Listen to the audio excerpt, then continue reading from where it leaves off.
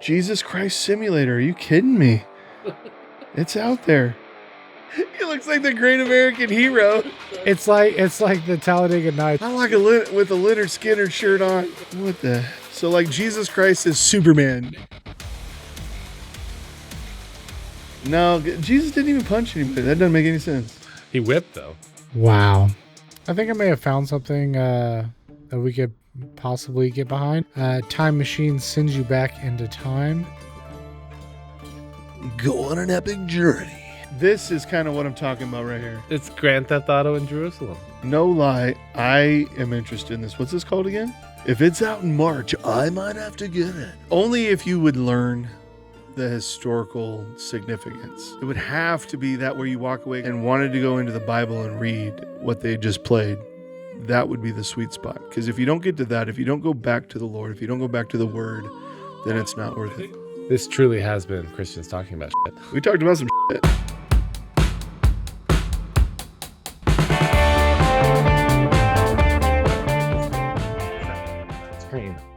You like your zipper position right there? Good. All right. Wait, you want like up? No, You want my zipper definitely. up there? Wow. You into that look? No. No? Please don't. Are you gonna? That'd be terrible. It might be terrible. Yeah. I mean, it's an audio medium, so. No, it's not. Dude, I'm telling you, the magic happens on video. You get to see like body language, facial expressions. I listen to all my podcasts, so. I don't. Yeah. And maybe that's why I don't get absorbed. I I haven't built the muscle of just listening. I have to. So I don't know if you ever catch me when we're talking. I'm looking at your lips because that's where the audio's coming from. I never noticed that. Yeah, You're a like, lot of times. So can you lip read then? No. No, so you don't have like. No, I'm just have the it bridged dumb guy over. that like looking down at teeth all day. Mm. Yeah, that's me in a nutshell. Sometimes I'm trying to listen to two people at once, where like someone's talking over here and someone's talking over here, and I'm trying to like. Two podcasts in a row? No, not two podcasts. Just like two people in the same room or two. Yeah. It's like multitasking, eavesdropping. Yeah. Oh, like when a kid, like if they're getting into a fight or whatever. Maybe. Yeah. Mom's telling them something. Yeah. Do I need to have the microphone closer? I think you're Okay. a little bit. You need a little bit. Cool. Need some of that proximity effect. That's where that bass comes in. Yeah. Get it. It's girthy. So how's we up? All right, we're in. How's the back fusing? The back's good. I remember praying in the first year after the surgery for just healing, like quick healing, and I didn't get it. But I did get into fasting, and I felt like that was a relief, right? And more importantly, not just losing the weight, which does help your back and my bad knee, but also just the repairing of the ligaments and the bones and the calcium. Just fasting really can benefit that. So I got heavy into fasting in the year 2, and then I would say September of this year into Christmas, I just added all this stress weight back. So, but in doing that, I've been having this neuropathy in my left leg the whole time. Was taking medication this whole time for it. And is that a pain or a numbness or what? Is that? Yeah, it's kind of like a fiery nerve, a little bit of numbness. Like I still like this part of my foot is numb on the pad. That's all numb. Feels like an axe kind of cut me right in the middle of my foot. It's hard to put on flip-flops. It's like just kind of like a gimp half foot. It's really weird. But I just was talking to the Lord and praying and saying like, can you heal this? And I remember being in church and they were talking about, God wants to heal the big miracles. And I broke down. I was like, this is my big miracle. Like, this is what I want. And I didn't get it. It's fair. It's okay. But it didn't stop having faith. But what happened was, in talking with the Lord, I said, you know what? I don't need the medication. I could get off the medication. And I have faith that I can get through without continuing. And so I stopped my medication. We came back from the Arizona road trip, and I was running out of medication right at the very end of that. And we called in the prescription, and they never called me back. And after a few days of not having the medication, I didn't get any worse. I didn't get any better, of course, but I didn't get worse. And so I said, maybe I don't need the medication to maintain. And then a week later, my wife's like, hey, you gotta go get your medication. I'm like, they've never called me. And guess what? I'm not going to do it. I have faith that the Lord will provide. And man, we're now 5-6 weeks later. Still haven't had the medication. My foot is feeling better.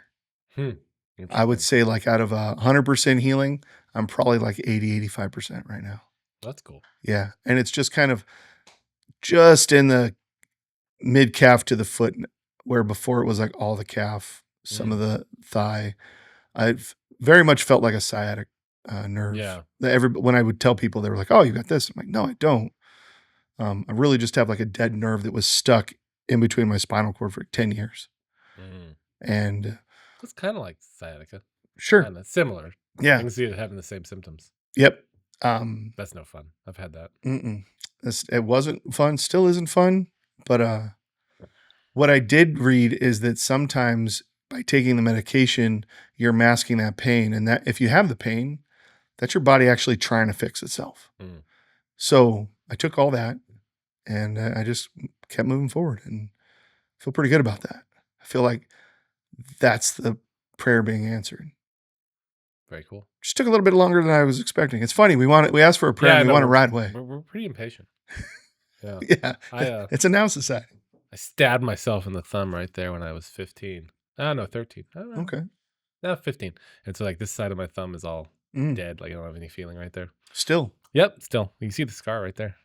Okay. Yeah. It's like, Oh yeah. it felt like I shot myself with a nail or something in the hand. Like, it What were you doing? I was opening a package of some kind with a pocket knife I'd gotten at the flea market. And I, Okay. Like a dirty flea oh, market yeah. pocket It's knife? just like, no, it's, Feel that. yeah, exactly. No, Oof. it was clean. But I will- my dad took it away. Like, you can't have this anymore. Right. Yeah. Have you had a pocket knife since? I'm Yes, I kidding. I have. know Yes, you. I have. I've had You a carry a pocket knife and Yeah. But I learned my lesson. Don't open a zip tie toward yourself in a stabbing motion. yeah.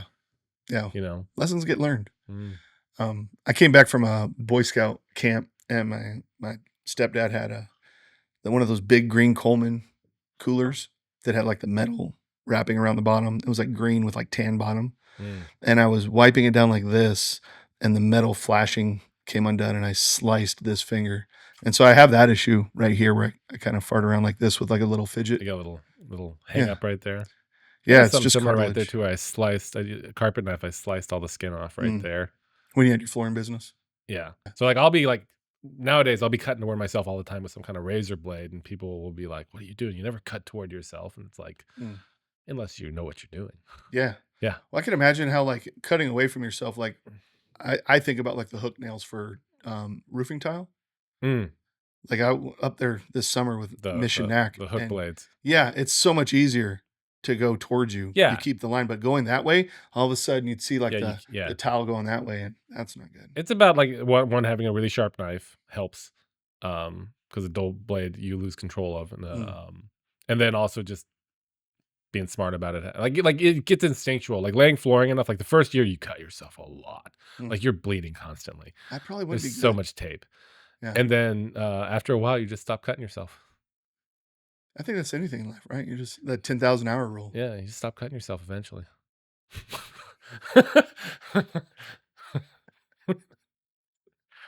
Yeah. In a weird direction. Yeah, that did. Quick. Okay, and wrap. It's a wrap. That escalated quickly. No. Um, Well, thanks for having me back. yeah, no, anytime. Yeah. Speaking of which, I come bearing gifts. Do you? Well, a Awesome. gift. A gift. First podcast gift. Yeah. If I can encourage others to do the same. Mm. Ooh, my. It was Very the bourbon nice. that you guys were I felt like you were digging on that the most on the Bourbon Boys Yeah, podcast. the Still Austin cask. Yeah, Cast Drink Rye. Yeah, very nice.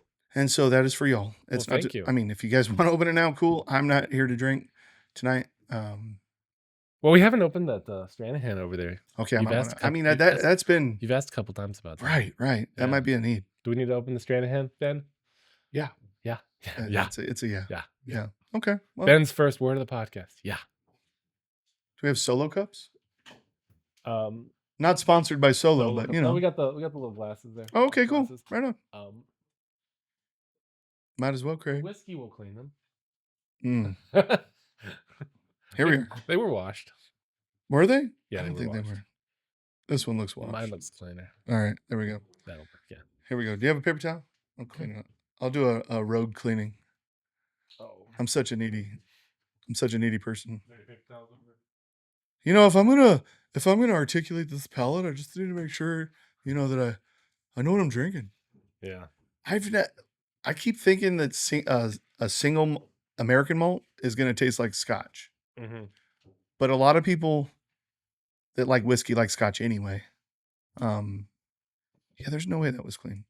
I love you guys. It's like maybe it's the construction workers or something. I don't know because it's like. Could be dust. But where's the dust coming from? Hopefully it's okay that I threw that over there. I didn't want it on camera. Sorry. I'll pick it up, Ben. Okay, thank you, sir. Big fan. Sorry if that was rude, everybody. Kind of a savage like that. All right. So, yeah, I wanted you guys to have your own bottle of bourbon. You're welcome. Thank you. You're Appreciate welcome. that. Which, by the way, guys, if you're new to the podcast, Screws 'em. these guys brought me and Jonathan Dunn in for a 3.5 hour bourbon podcast. It was amazing. It was the longest one. It's the longest one so far. You Yeah. guys got the record. But I don't think anybody's seen it, so that's cool. No, it's got a fair number of views. I mean, I see your guys' algorithm is really kicking in right now, where you guys are really consistent with the number of views, even on day one. Mhm. Like Kenny's got like 70 views in day one. So his has the highest amount of views. Over the Randall. Fastest. No, Okay. the fastest. Yeah. Yeah, Randall's took a while to get there. Bourbon Boys has 69 views. There you go. Nice. Just a titch. Okay, that's Is that too much of a titch? no. All right, it smells more like whiskey. All right. That's the Stranahan. That's Stranahan's. We don't have to put those in the background though. Okay.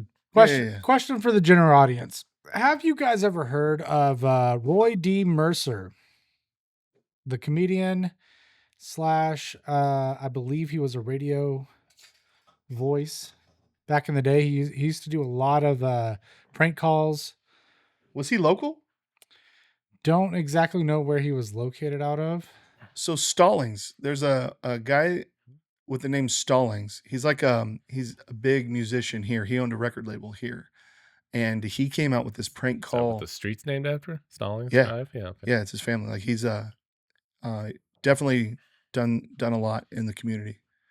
Well, he came and talked at a Lions Club meeting, and he gave us these CDs, and it's kind of like the Jerky Boys of the 70s. And he played this. He played a different character. Didn't sound anything like him, but I thought that might be. But No, Roy D. Mercer was a fictional character that was played by a disc jockey up in Oklahoma, Brent Douglas and Phil Stone. And yeah, they would do Roy D. Mercer's voice and then prank call people. Man, I was just reminiscing about that earlier, and where did the prank call go? Originate? No, Where did it go? Where did it go? Well, there's still a few shows. Remember, now it's not very Christian, but No. Crank Yankers. you haven't seen the. There's so many pranksters on YouTube. YouTube is the social media. the place of pranks. Yeah, I dislike all that. I think there's art to it. Certainly. Now, what is entertaining is the scammers. Like you see like on YouTube yeah. where the guy's like he pretending to be an old lady scamming Mhm. the Yeah. Those are scammers and interesting, getting yeah. all their information and stuff like that. Yeah, Those are quite entertaining. I do like that guy. Not enough to actually like follow him and have him like or subscribe and then have him in my feed. Yeah. But I go back every once in a while and it's pretty Yeah. cool. Yeah, that guy with the blue hair. He looks like the video gamer. What's his name? Ninja Ninja. Thank you. or Jacksepticeye. Well, he's green. That's his real name. I don't think that's his real name. Septic Eye? No. Greek. He's Irish. Oh, yeah, I don't know. Yeah, that guy. I do wonder what it's like on the flip side of those calls. Like there was I guess some series out now about from Wondery about how like these scam centers are like everyone's kind of a slave in there Yeah. and they're forced to do the scam Yep. calls and like Yep. we have it so good in America. We really do. Yeah. Yeah. And I mean, there's places that suck, but I still don't think there's places that suck as much. I think the worst opportunity is better than a lot of their best opportunities Mm, because they also that's have a good way to the put it. what's the caste system, right? In India. Is that still like a Mhm. like a legal functioning thing? Yeah, Oh yeah. that's a Is it? majority thing. And they have arranged marriages. Sure. But Sure. just imagine that, like Which you're stuck for the betterment of the family business. You have it to may marry. it may be an unpopular opinion, but I'm not 100% like in opposition to arranged marriages. Like I think they Tell me more. I think well, if you think about it, like if your parents are like, okay, we Hot want our take. huh? Hot take. If your parents want the best for their children and they're like, I want to find you the best spouse possible, and they do it in conjunction with the taste of the children, I think there can be a lot of guidance there. I kind of had an arranged marriage, kind of. Like both her parents and my parents were telling us we needed to get married for like quite some time, Mhm. and we're like, no, no, no, we're just friends, and then eventually we weren't friends anymore. Yeah. Well, if Yeah. you hang out with somebody long enough, eventually They start rub liking off. them. They rub off on you. Yeah, that's what happened to us, right? No, I think we liked each other right away. Yeah, Yeah, definitely. yeah. Um, But no, I think that arranged marriages are like. I think the alternative system of sending your kids out into the world and having them figure out everything on their own at college is not a good system either. mm. So I definitely, when I started having kids, I thought, okay, let me control as much as I can. Right. Let me make Well, that sure doesn't that work well either. no, definitely not. Yeah. But even just like, let me make sure I give them the opportunity early in life where they can either go own a business, work in my business, or I could pay for their college or have them go overseas for a year and travel before they start college, things like that. Mm-hmm. You can't plan your kids' future like that. You got to let them go out and get their lumps. You got to let them go out and Yeah. figure out who they are. Well, excuse me. Let me get off my soapbox because you don't have to do any of that. But I feel like I had to figure it out. Mm. And because I figured it out, I was able to come closer to the Lord at some point in my life, right? You just Mm. kind of, you give up because you can't do it on your Yeah. own. And you're like, dang it, I need something. And you start to put your pieces together and your life together. And it is something you can look back on and take pride in. And not in a like, I did this myself sort of way. I take way more pride knowing that God was there the whole time. Even when I wasn't praying to him, even when I wasn't, Mm. thinking about him, man, he totally set me up in this little lane. Mm-hmm. And I was listening to my conscience, which was, the Holy Spirit, without realizing that's what that was. Mm-hmm. There were many things that I took a right instead of taking a left because of that voice inside of me. So I think that's really cool.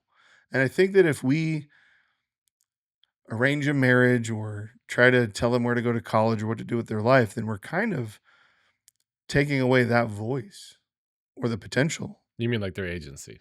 Yeah. Yeah. Yeah. And that's not what I'm saying. Like I'm saying that like I think that a children and parents with a good solid relationship, like the more you try to control your kids, the less of them you're going to have later in their lives. Mm. So you have to control your kids when they're young. Like, Yeah. we have a 6-month-old baby right now. He ain't doing much on his own. Like you control every aspect of his Yeah. life. And the older they get, the better you've raised them. And I mean, take that for what it's worth. Like it's a very subjective statement, but the better you've raised them, the more freedom you should be able to give them, to the point where you shouldn't need to tell your 18-year-old what to do. Right. Unless he's coming to you for advice on something. Yeah. Or she. And then, marriage is one of the biggest choices you're ever going to make in your life, especially if you're planning on only having one. Mm-hmm. Don't get it wrong. Yeah, exactly. And so I do feel that it's important to have that parental advice there. And also I do think it's better to get married younger, because you grow together. Because if you get two people who are older, like 30s, 40s, they get married, they're pretty rigid and set in their ways. And they have to find a way to jive with each other. What'd you call me? Huh? I wasn't referencing you at all. You're fired. what, like 32, right? Are you kidding? 34? You're kidding. I'm 47. Dang. Yeah. I met my wife Quite when I was youthful. 39. Quite youthful. And she was 32. Mm. And we had both had marriages already. So I'm of the opinion that you should be 30 before you get married. It's your rosy skin. I was 22 when I got married. Yeah. And it works for some, right? But you also had a way better head on your shoulders at 22 than I did. It's debatable. I mean, judged by the fruit. I was all sheltered and like, unexposed. No, but what I'm saying though is when you get married young, and you're in obviously you can screw up a marriage young too, but if you have a good foundation and you get married young, you get to grow together and you get to meld to one another. Yeah. So me and my wife definitely have done that, to where like we're just it's very much that one flesh, one unit kind of Yeah. mindset. I could see that. And I think as I look back in my thought and my kind of reasoning for all that, I think a lot of that's based not having both parties be Mm. in Christ. But if I believe like if you're a I don't know how to say, like a decent standing Christian, like as long as you're like, practicing, you're not just like going through motions. I think that you probably would have what it takes, right? But if you're not like going to the Lord and with like prayers, or you don't understand the scriptures, I could see where that would be tough in your I 20s because you're I growing. don't know if I don't know if well, I mean, I don't know if I agree that Christianity is reliant on making a good marriage. Because like lots of religions, faith, even atheists can have good marriage. I think it's about agreeability and like willing to give more to the marriage than taking from the marriage. Okay. Yeah. Obviously being a Christian, like the tenets of Christianity will lean toward a good marriage if you're following them. But to say that like only Christians can have good marriages. True that. Yeah. Can I scrap that? Guys, I didn't mean that. I really like, so what I really meant was that I've been married before and we weren't religious. And I was actually Mormon before I got married. And then I dropped out of the Mormon church to be with my first wife. I remember when things got bad, I wouldn't turn to anybody. I would just be in my own thoughts, just wallowing in that mud in my head and creating stories that I was fabricating. And there was no substance to it. There was no truth to it. And Christ wasn't able to kind of tell me, but Sure. I see in this marriage, because we are, like you said, we're both kind of set in our ways. Mm-hmm.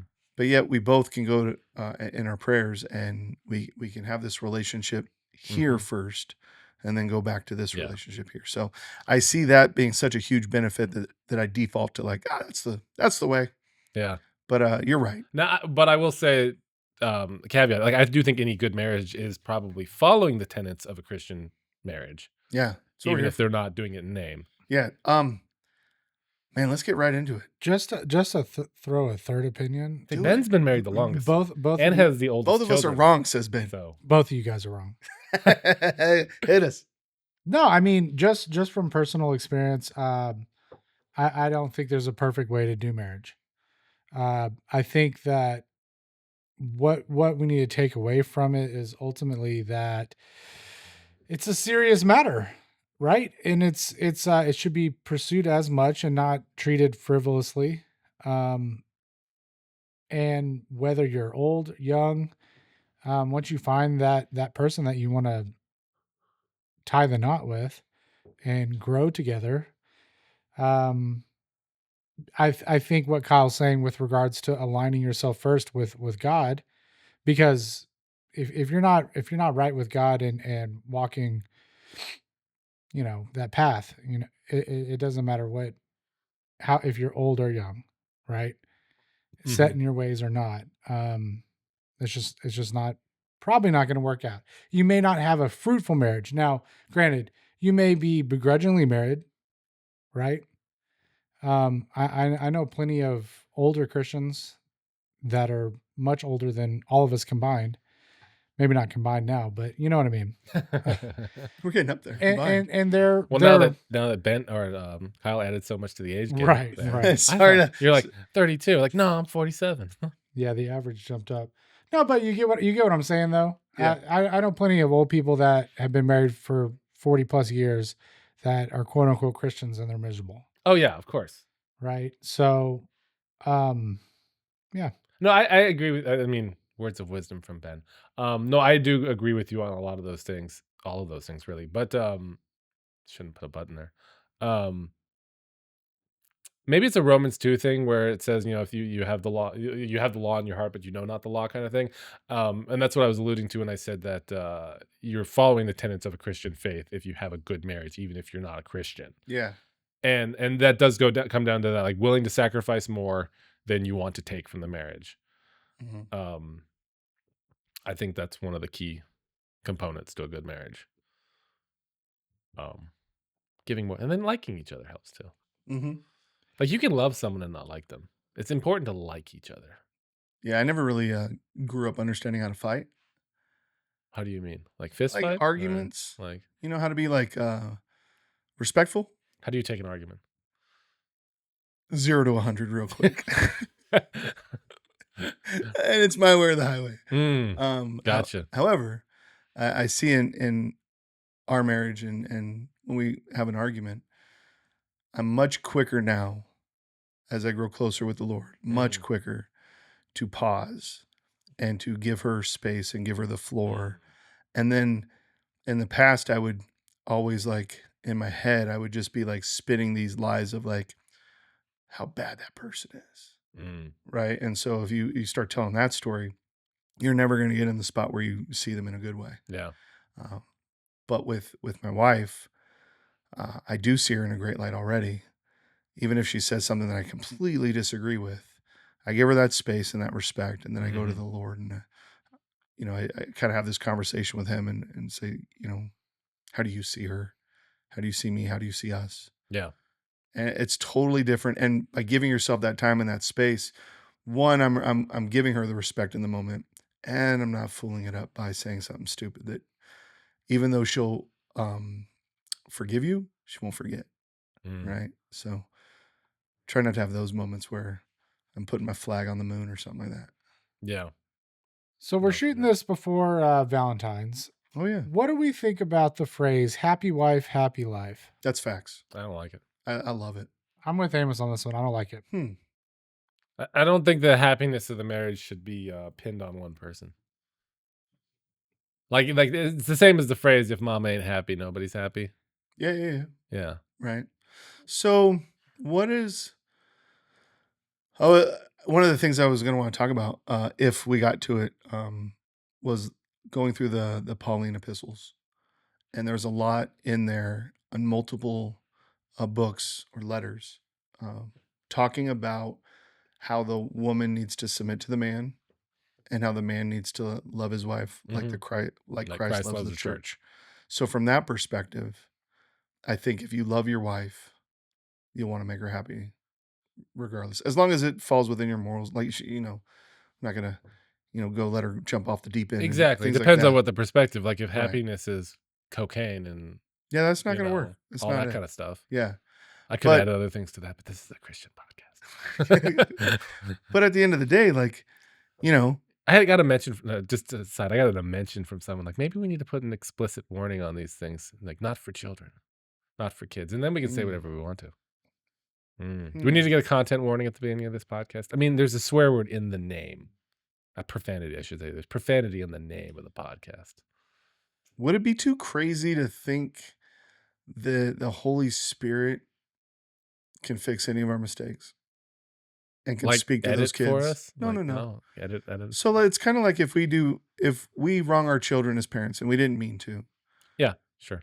Our Father still fixes that, comes back behind and can fix that. And I'm not just trying to slough it off, and I'm not trying to discount it by any means, but I feel like we come in with good intentions.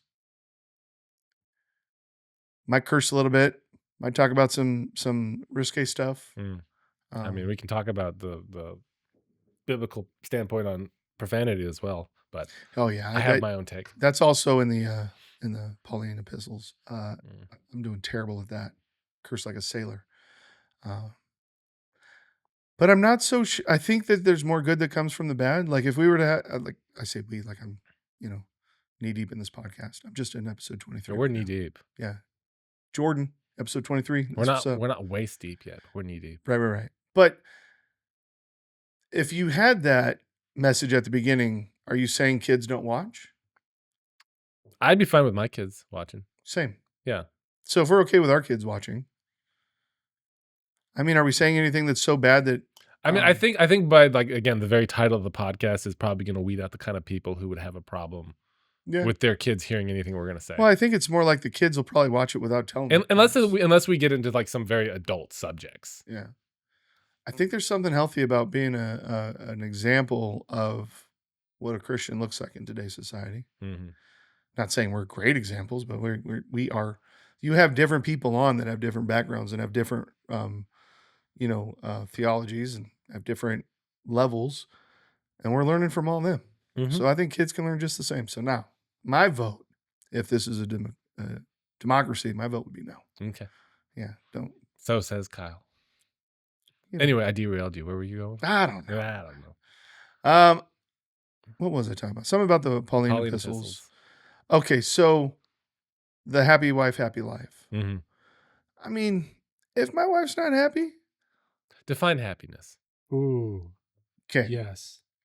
So we were at Men's Roundtable last night, and we were talking, and so I think it's Brent Hansen is he's a radio guy, and I was there, yeah. Oh yeah, you were there, duh. Yeah. But the audience might not have been. They might not have been there. We should So it's explain. The Men We Need is the book that he wrote, and he was talking about what our role is as men, and how we need to be protectors, and we need to the masculinity part, right?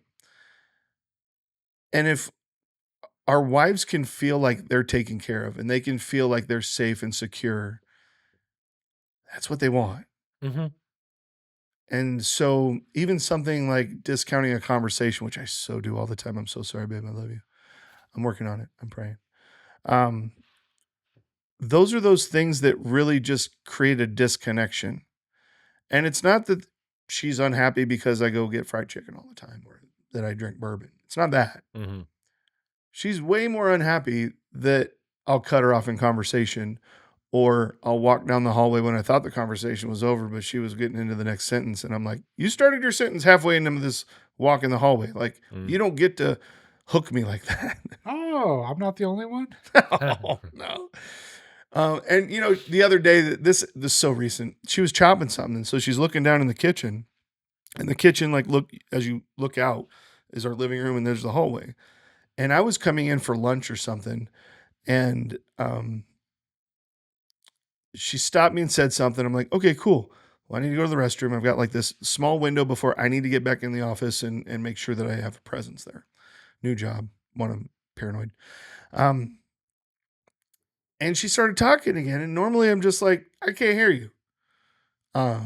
Because I've either got like a sink on, or the shower's going, or just the fan in the bathroom. Like there's all these things where I honestly am losing my hair and I can't hear her. She knows that.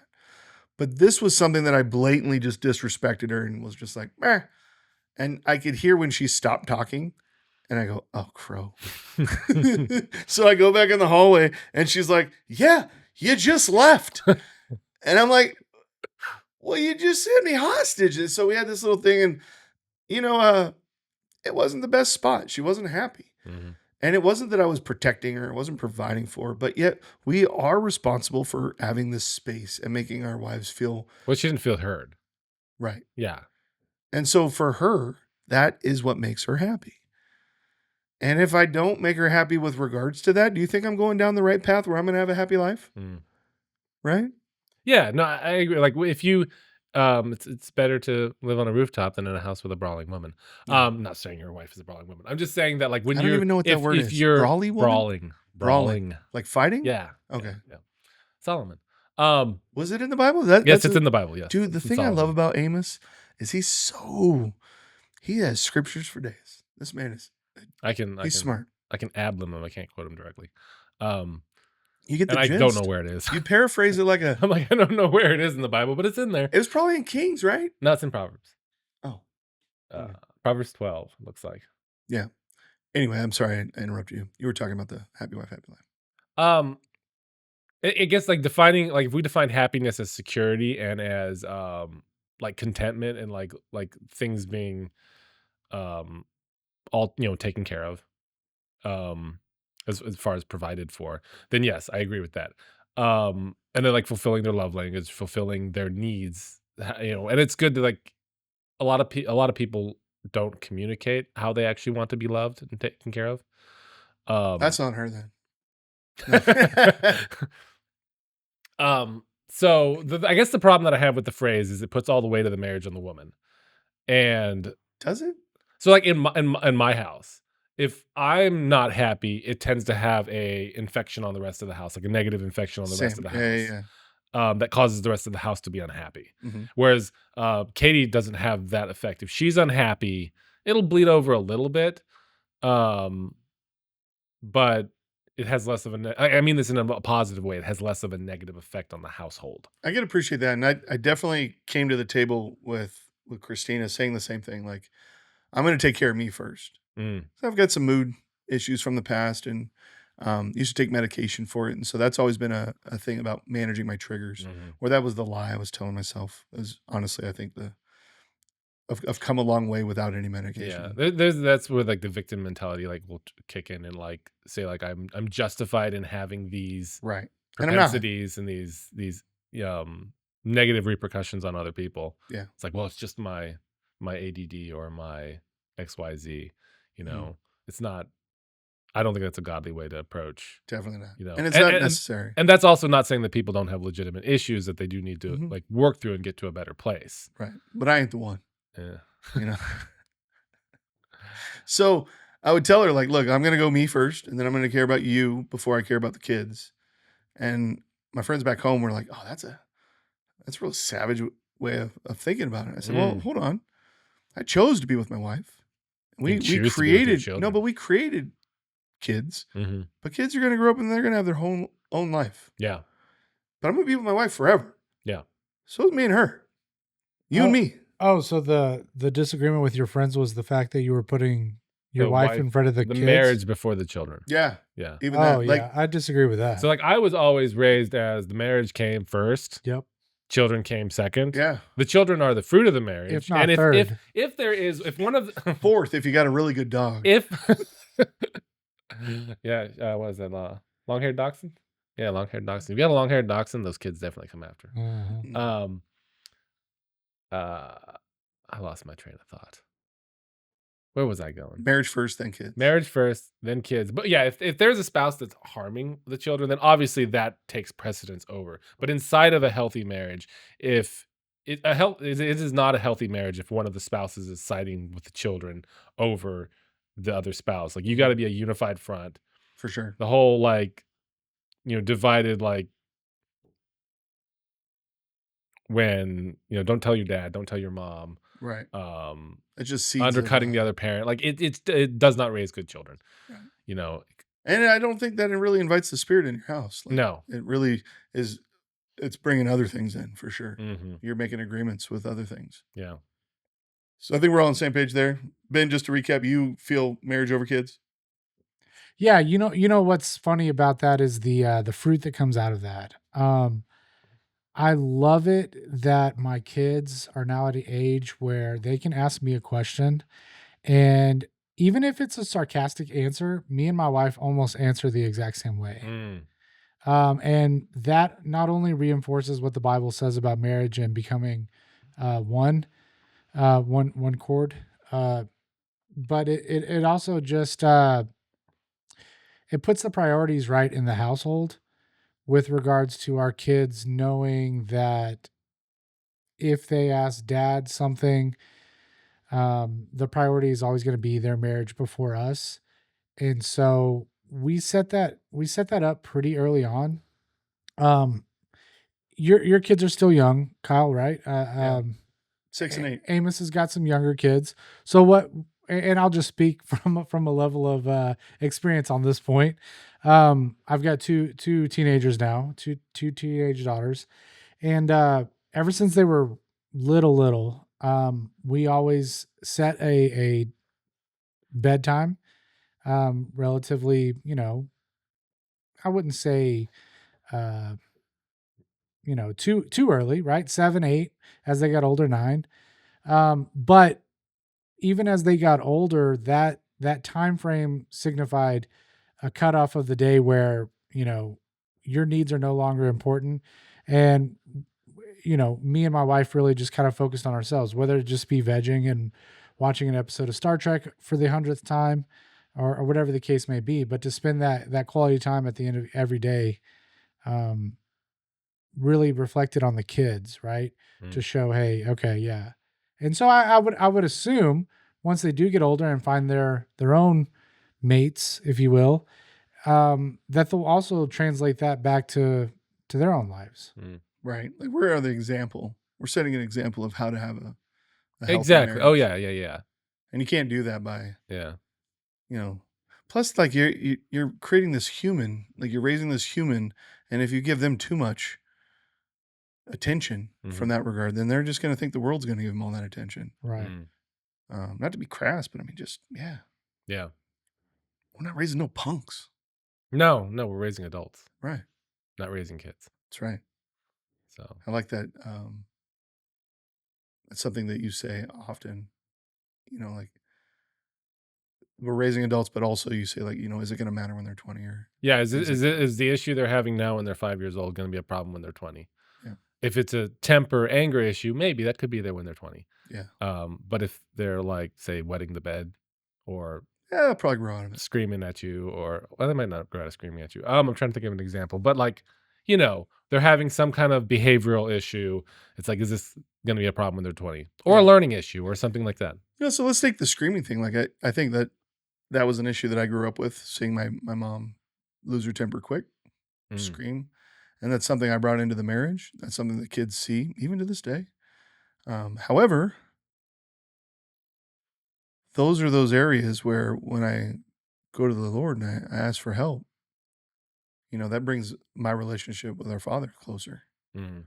So, I mean, it doesn't have to be perfect. There's going to be an opportunity where they can lean into this relationship with spiritual father. So I think for all of us, like kids get to be a trigger. Like they'll eat and they'll gnaw and they'll gnaw and they'll gnaw, to the point where you're like, so right now our youngest daughter is sleeping in our bedroom on the floor because she's scared of the dark. She's scared to have the doors open. She's like, and she's 5. She's 5. She'll be 6 in March. she's like a tall 5. She's getting big, dude. Yeah. And it's like some nights it gets to the point where like you have to actually lay down on the floor with her, or she'll just work herself up. And like the other night it was kind of getting to me. I'm just like, just go to bed. And I used some tones I shouldn't have. You pray over? I did not. I should. We should. But I laid down with her and then she was asleep in like 30 seconds. Not trying to like come at you sideways. I know. Just a reminder of what we're being taught right now. I know. So last night I was going to bed. I'd brushed my teeth. I was in just my chonies. And I heard Reagan get up and she was crying. And she goes out into the living room. And I'd say 9 times out of 10 of all the recent opportunities, I knew, well, mom's there. She'll take care of her. She's the comforter. She's the nurturer. But after going through the authority classes and learning about, our role as husbands and men of the house, I got this prodding in my heart, like, go out there and bless her. It doesn't have to be extravagant. Just go out there and bless her and start to set the foundation that you have dominion over this house, this land, this family. And so I did. chonies and all. And my kids don't know. I don't run around in chonies. They don't see me. Usually I got basketball shorts on. So. Okay. But she was on the couch, so I got behind the couch and snuck up on her. Yeah, and I just, Christina was in the kitchen whipping up some sort of homeopathic concoction, and I just laid my hands on her and I gave her a prayer. I blessed her, and I went to bed, and you get that kind of attaboy feeling from the Spirit. It's like, that's what I'm talking about. Yeah. And so now I got that mini victory, and I've had a few prior mini victories, which led to me leaning this way instead of just letting it, get past me. And I feel like that's something I want my girls to know, that we are a house of blessing, and we can lay hands on, and with the authority we can bless our children in the name of Jesus. I love that.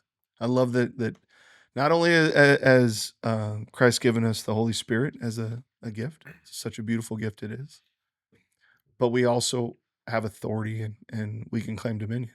And I've been really working on that. trying to understand that, trying to exercise that, and it's really cool.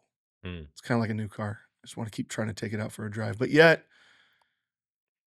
I don't want to take it out too much because what if I scratch it or get it dented? You know, there's still that trepidation in You're there. gonna scratch the Holy Spirit. But it's a terrible analogy, but it's still how I feel sometimes. I still feel sheepish about fully utilizing that ability, Mm. and I still feel vulnerable around. Like from a point of embarrassment, or No, well, like not wanting to test it too much. no, not trying to test it too much. I think a little bit of fear that maybe I'm not doing it right. Maybe I'm not saying the right things. Maybe I'm not in the right headspace Mm. to call upon those blessings. Mm. You know, at the end of the day, we're an instrument, we're a vessel, we're a conduit, and it's not really us that's blessing. Like we can really tap into that Holy Spirit and be guided. Mm. And last night I was guided to just be quick about it. Like it doesn't have to be complicated. Like in the blessings course, Roy Godwin talks about it. You know, just a quick blessing, but in the authority of Jesus. Mm. I didn't check on her this morning. They left before I could get a chance. I got a quick hug and a kiss, but Mhm. there's nothing bad or anything wrong that can come from that. Yeah. No, there's certainly not. So it's really the wrestling that I have with my own. So much of it's just getting over Demons. yourself. Yeah, just get out of the way. Like so much of the negative influence our lives is ourselves and our own emotions and embarrassment. And like I often wonder, like, where does that stem from? When did that start? That trepidation to, and because like, you know, a little kid doesn't have their kids don't understand embarrassment. Yeah. And then at a certain point it kicks in. Well, I think that's when we start getting attacked by the enemy, and they start laying their hooks in early. And Mm. similar to Terrell's message about the two spiritual realms, you know, the spirit world, the earthly world, and how we're somewhere in the middle there trying to figure all that out. And the influences that we have from media, society, family, school, all that, you know, the enemy uses to lie to us and get us feeling a certain way. Mm. As a kid, you know, unless I don't know why some kids get it and are really, you know, early on religious and stick with it all through high school and go off to college and, you know, they become pastors or whatever, or, you know, the kids that go off and do the wrong, like, I don't know why some get it and some don't, but I think if you have an opportunity to go out and, you know, you can't blame the enemy for doing what his job is to do. How do you mean? Does it sound bad? Like, I Yeah. mean, the enemy's trying to keep people away from Christ. Mm-hmm. And so if you could start early, you start early. You're not just going to wait until 18 and be like, all right, cool, free game. No, you're going to try to dip into influences. And so I'm I guess a little bit of a theologically different of opinion. Like I do believe in an adversary and an enemy, but I oftentimes think that it's ourselves more than it is demonic forces. Why would that be? Because I just think humans are our own worst enemies, and we're fallen, and we seek out comfort and security over righteousness and obedience. And so I think that a lot of the quote unquote demons we face are generational curses that are caused by you know, whatever type of misbehavior that's like passed down through the parent, or mistreatment, like complex trauma that's received. And it's hard to get over that hardwiring in our brains that causes us to, you know, keep continuing down those negative paths. Now I'm not saying that there aren't demonic forces out there. Yeah. But it's one of those things, and it might be a pendulum swing for me from being around too many people at a young age who were just blaming everything on demons. You know, get around some Pentecostals types, and it's like everything is demonic forces. Every problem you have is demons, and you got to go up and get delivered from it. But then you keep getting delivered from it every single Sunday. And that the deliverance it makes you go like, maybe just change what you're doing. Right. You know, take responsibility. And I think that's where I do believe that we as Christians are responsible for our actions and our choices, and we need to take agency in our own lives. I believe God gave us free will so we can take agency and choose the right thing. And we're still going to face temptations, and temptation isn't sin. It's acting on the temptation. But who drums up that temptation? I think just our brains. It can come from our hardwiring. I think at the end of the day, the outcome is the same, because the answer is Jesus either way, right? And that's the path that you need to pursue. It's just the mechanism in between. I have a hard time blaming everything on demons. Okay. And most things on even a lot of things like my anxieties and fears and any of that stuff that crops up. It's like, yeah, I guess it could be a demonic force, and maybe I'm just being jaded and obstinate. But at the same time, I still think that a lot of those things are like my own fault, or my own way of thinking, or my own shortcomings, rather than a demon over my shoulder. What about 10,000 demons over your shoulder? Could be. I'd heard that there's like, it's a big number like that that's assigned to each of us. And it's like, wow, that's nuts. And I've also been told that there's everybody's got two angels watching out for them.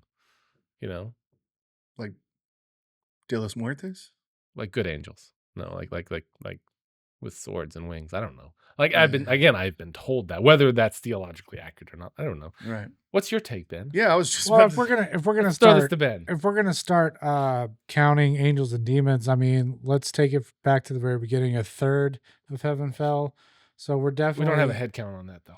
I'm just saying, with regards to numbers, I believe if you're batting with the angels, you probably got 2/3 against 1/3 at the very least. Now, when you talk about fallen angels versus Nephilim spirits that potentially could be demonic, that are bound to this earth, they could have generated a lot more demons than the host of heavens. But I like to think of, once again, you're both wrong. I love it.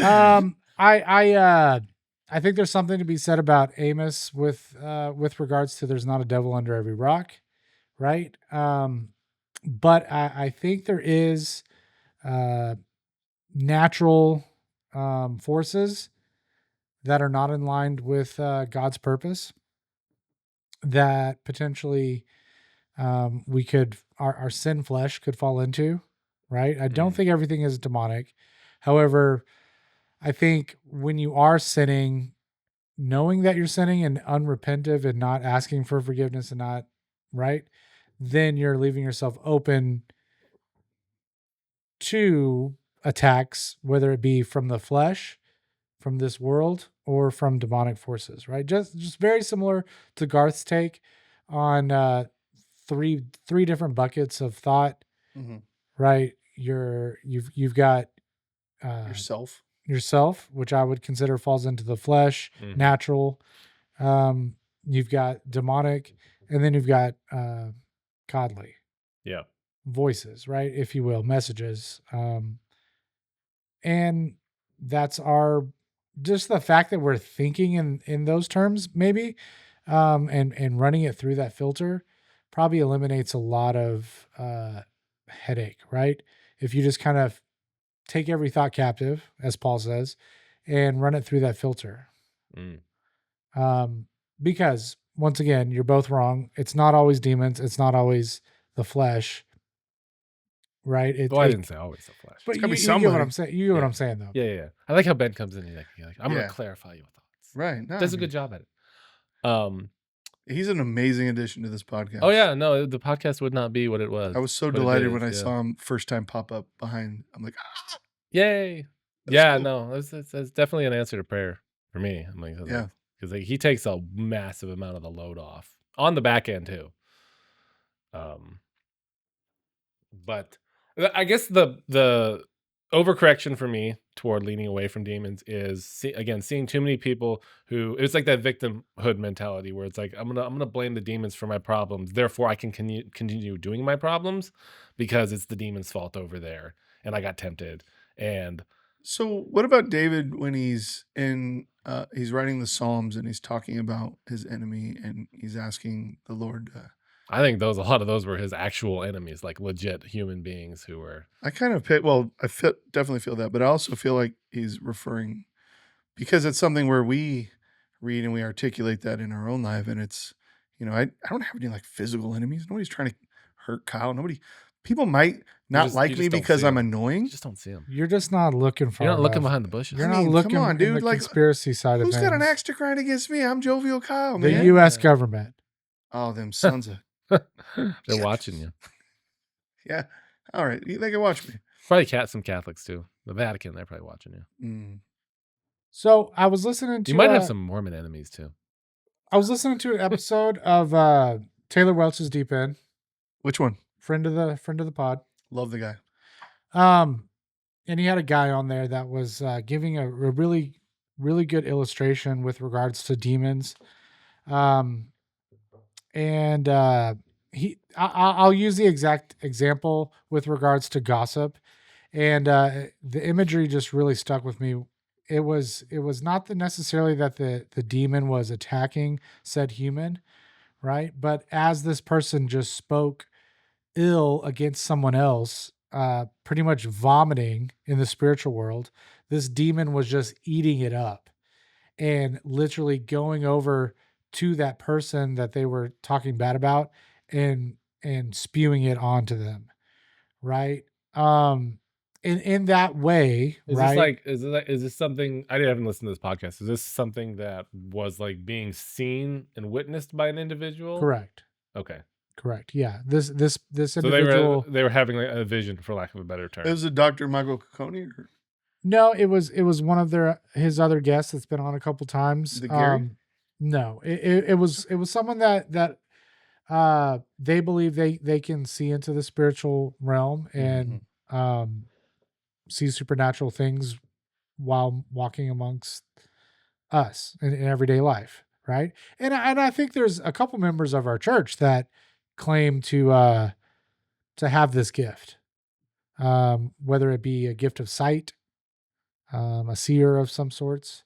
I won't name anybody with regards to that, but I thought that was a really good representation back to demons actually attacking you versus being reactive to what your flesh potentially may be spewing out, and then attaching a supernatural effect to the words that come out of your mouth, just as the word says that our words have the power to give life or to give death. Oh, certainly, yes. So yeah, given that, right, it's both of both connotations with regards to demons being active players in our world, whereas that person is rightfully or unrightfully sinning. And I think no matter what, again, the outcome is the same. You're either in alignment with God or you're not in alignment with God. Yeah. And it's just how you get there. Yeah. I was watching an episode on the Deep End. They were talking about the legal system of the spiritual world, and it was with Michael Cocconi, the guy that got us started in the Deep End to begin with the was it the Witchcraft of Solomon or the School of Solomon? Well, that episode, I think it was his first episode that he came on the early podcast, and he was talking about how I might be getting all this wrong, so please just go to the podcast and watch it. Don't believe what I'm saying. I regurgitate a lot of stuff that's not accurate. I need to clear up some. That's like the name of the podcast. So okay, go for it.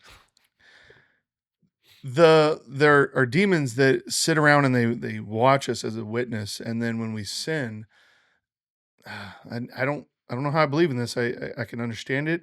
I can be open minded, but what he was saying was that God doesn't see sin. But there's some sort of the angels or something in the spirit world. There's the legal system there, like almost like a real court where lawyers go and they present their case. And so when you sin, the adversary is waiting for that. And then they go into the courts of heaven and they try you right then and there.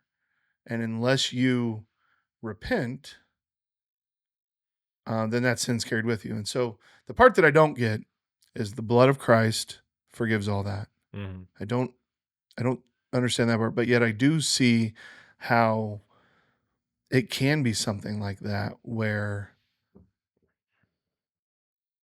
that's where like the 10,000 demons assigned to you kind of makes sense. Is like they're really trying to find any which way they can to keep you away from being with Christ at the end. Mhm. And there's something about not being able to not repenting for your sins and not rebuking the strongholds and the chains that you have agreement with, right? Sure. Certainly. So then, like, you can't just sit there. Well, maybe you can. I don't know. I don't make the rules.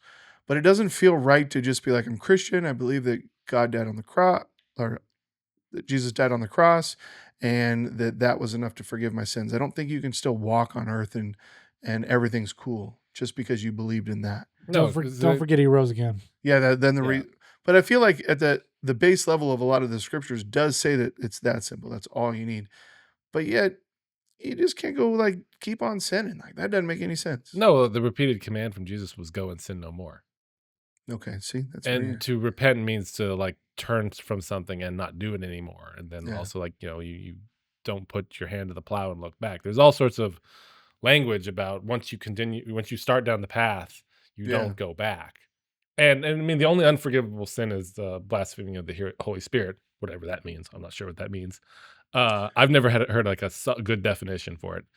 I heard one. I heard it where it's like I'd love to hear a good one. where you're doing something wrong and you're being told you're going to do something wrong and you're like, I'm still going to do it because almost like to this like audacity of I know it'll be forgiven because the blood of Jesus. I can see that. But then there's things like you're really addicted to drugs or you're really addicted to pornography and you really do try to walk the straight line and yet you still mess up. Mhm. I think those are the forgiven ones, but the other ones were like you're just clearly Yeah, going against the it's Holy probably, Spirit. like I said, it's probably in alignment with the idea that you're intentionally sinning. Like you know you're sinning, and they're gonna do it anyway because you want to for whatever reason. Yeah. Again, like nailing that as a scriptural definition, like I can point to that verse. It defines blaspheming the Holy Spirit that way. I can't. And that's why I say I don't know what that means Yeah. because it's like the word like fornication. Fornication is not defined internally in the Bible. That word is not defined. It's used. But like say take like adultery. Adultery is clearly defined in the Bible. Yeah. Fornication is not, at least that I'm aware of. And we define it as sexual sin, but like in the New Testament it says fornication and sexual sin, which makes me go, those sound like two different things. And I know how we describe it, and we probably go back to the Greek and see what the actual word was. But Is this okay, this is Bible.com's search. I was like, is this like just like you can get out on Google searches and get crazy with like fornication stuff. yeah, you probably don't go to the images. All right.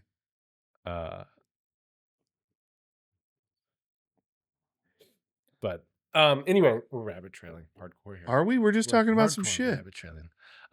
Do you want to get more structure? No. Do you have your 4 pillars trying of to the think, I had- conversation you want to make sure that we accomplish today? I got 2 pillars left. Okay, cool. Yeah. Where were we? Oh, sorry. Hot mic. So we were on shoot. Demons and No, but after that we were talking about like blaspheming the Holy Spirit and like Yeah. continually going in sin. Yeah, you were saying about you don't just like say I'm saved, it's hunky dory, I can do whatever I want to. Once saved, always saved. I don't believe in once saved, always saved. Yeah. Although I think God can do whatever he wants to do. And that's Well, then we don't have free will. no, God can do whatever he wants to do, and he lets us do stuff. Yeah. And So he in that, he by could that, let like anybody we in. have the will to choose our own mindset, but like Jonah didn't have much of a choice at a certain point. Unless the choice was die or repent. If you think that Jonah was a true story. I think. Oh snap! Bro. And I do think that Did you say whale or well? Uh, Sorry. Side note. Well, and I don't mean to discredit Jonah in the story. I'm saying with regards to theologians have debated if it was Mhm. more of an allegory. Sure. Yeah, but they debate. I mean, for the longest time, Jesus wasn't real, and now everyone's like, yeah, he was a historical figure. You know, and there's definitely some stuff around the destruction of Nineveh and things going on there that I believe have been shown to be somewhat historical.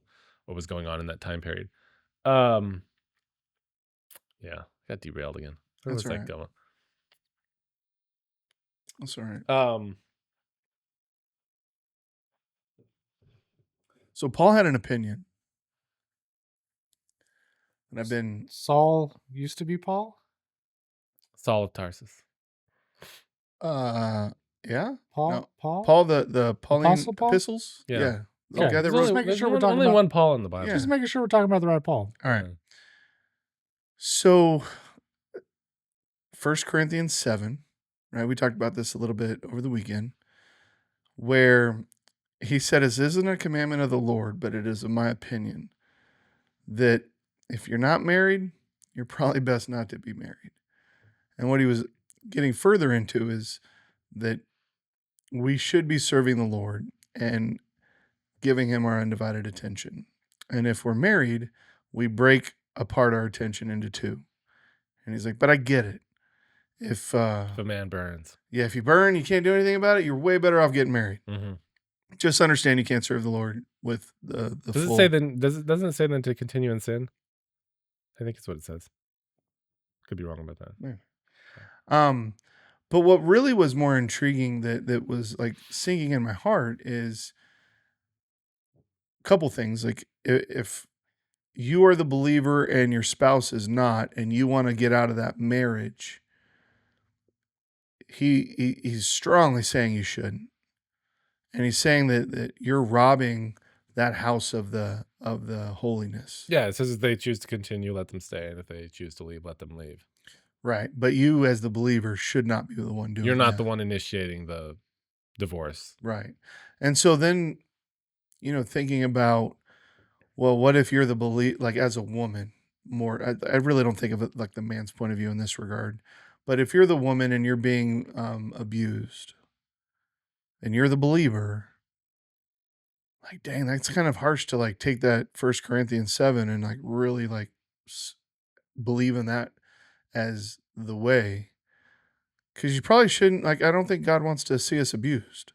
However, I do kind of like what he's saying there about you don't know what the Lord's doing in your house. You don't know how he's going to provide a blessing to you both. Mhm. And if you walk away from that, you're robbing that other person of the blessings and of the Spirit. So dang it, like that's tough. And earlier you were talking about like, don't take marriage lightly. Mhm. And I really think that we should be exposing this to our children and letting them know that that's why you don't want to just be flippant and get married to the first person because, I can't control myself. Yeah, no, and that's where passionate, love of infatuation is very dangerous. Yeah. I I think there's some demonic spirits around there. Yeah, could be, certainly. Yeah. And like you don't really know if you love someone until you've been around them for a long time. Yeah. Like because you get to that old love where it's like this person's a crucial attachment to your life, Right. and your life would be unrepairably different without them. What do you think? Like 7 years? Because like there's a full cycle in there, right? Like I think it's getting past 12. 12 years. I think it's getting past 12 years. I've heard a lot of people. There's the 7-year itch, which is where you get like a little, uneasy, like, is the grass greener kind of thing, where you start like getting a little restless. And then there's something that happens at 12 years, past the 12-year mark, where you like get set in stone, kind of. How long you been married? 14. All right. Let's see what you're doing there. I'm I'm kidding. pushing But myself past the line. man. More about like the cosmic, the energy, like the science around it. Takes 7 years to get to a full cycle. There's something to do with 7 right? years for sure. Now, I don't think that you can ask a teenager to go 7 years of, just hanging out with somebody and not No. being tempted and all that. But again, that's where I think that like the guidance from the parents is crucial, and it's also about the parents having a good mindset and a proper mindset and wanting the best for their children, not the best for themselves. Like I don't want, if you're getting arranged marriages like out of for like royalty reasons, where you Yeah. got to marry that person over there for an alliance, but I don't really love him, Well, I mean, couldn't you? but we have to have an alliance with Spain, you know. Right. But I mean, I could see where somebody would say like you can't. But that's also the greater good. But yeah, go ahead. Yeah. I would think that if you wanted to arrange a marriage, you'd probably want them to have this similar religion. Oh, 100%. Like I don't think that anyone should be getting married to someone who's not of like faith. I think that's a really hard thing to do, is to be like, say, a Christian married to a Muslim or a Christian married to a Jew. Like that's because But then it, how are you going to raise your kids? What faith are they going to follow? And that's where the conflict really happens. And, yeah, one, I think that I mean, it's going to sound insulting to say, but it's hard for me to he's saying believe it, not me. that you take your religion seriously if you're willing to marry someone who's not of the same religion I could see and that. faith. And then also when you raise your kids, what faith are they going to be raised with? Yeah. So I think that's arranged marriage or no.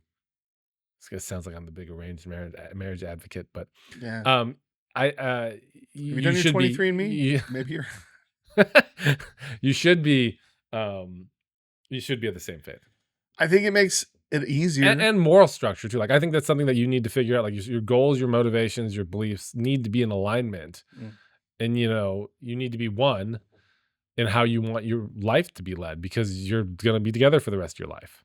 That's the plan anyway. Yeah. I think it's easy to say like you'll have less hardships, but something about that refinement, that friction, and similar to being the believer in a house with a non-believer, like you are what gives the Yeah. potential of the holiness. So even if you were our children who are Christians go and marry somebody that's not of that faith, maybe there's something in there that the Lord can help with, or maybe Sure. the Spirit can help with. Like I But just you also have to be looking at the context of the time of Corinthians. Like this Christian faith is new. It's also in a land that like it's I think is Corinth in Macedonia, or it's definitely off toward, it's under Roman control. They follow pagan gods. You've got a bunch of people who are getting converted, and it's like you get converted, but your spouse doesn't get converted. mm, You're dealing with a lot of that, more so than people who grew up in the faith and like one of them fell away, or you married someone who wasn't a Christian. It's like you were already married to them when you became a Christian, and now they're not following the faith, and there's this friction there. And I think all the letters of Paul we have to look at from that perspective. You're reading someone else's mail, right. and it's addressed to the people at the time. Sure. And so why he said, it's better for someone not to get married, I don't know. He might have been talking to himself. I don't think that's something we can apply to all people, Sure. because the first command that God ever gave was to be fruitful and multiply and replenish the earth. Yeah. And the bounds in which you do that are marriage. Well, I don't see it just for what it is, and like think that like that law is fully like 100% we can Well, it's align to also it. it can't call it a law, because there's only two lawgivers in Moses and Right. Jesus. And he said it wasn't a commandment. Yeah. But Um, anything Paul says it's not going to be from the perspective of like he's giving new law from God. Sure. He's either clarifying law from Moses or Jesus. And even Jesus largely just clarified and put the law in its right place Mhm. and didn't really add anything, but had the ability to change it because he's Jesus. So where I see that being important or helpful is that it's the Spirit when I'm reading it Mhm. that is putting it in context for me in today's world. And so I see people around me that are in this position. Mm. And how does it apply to them? And so not even so much the don't get married at all. It's the If you're if married you to an unbeliever. no, but if you get out of that marriage, you shouldn't remarry. Mm.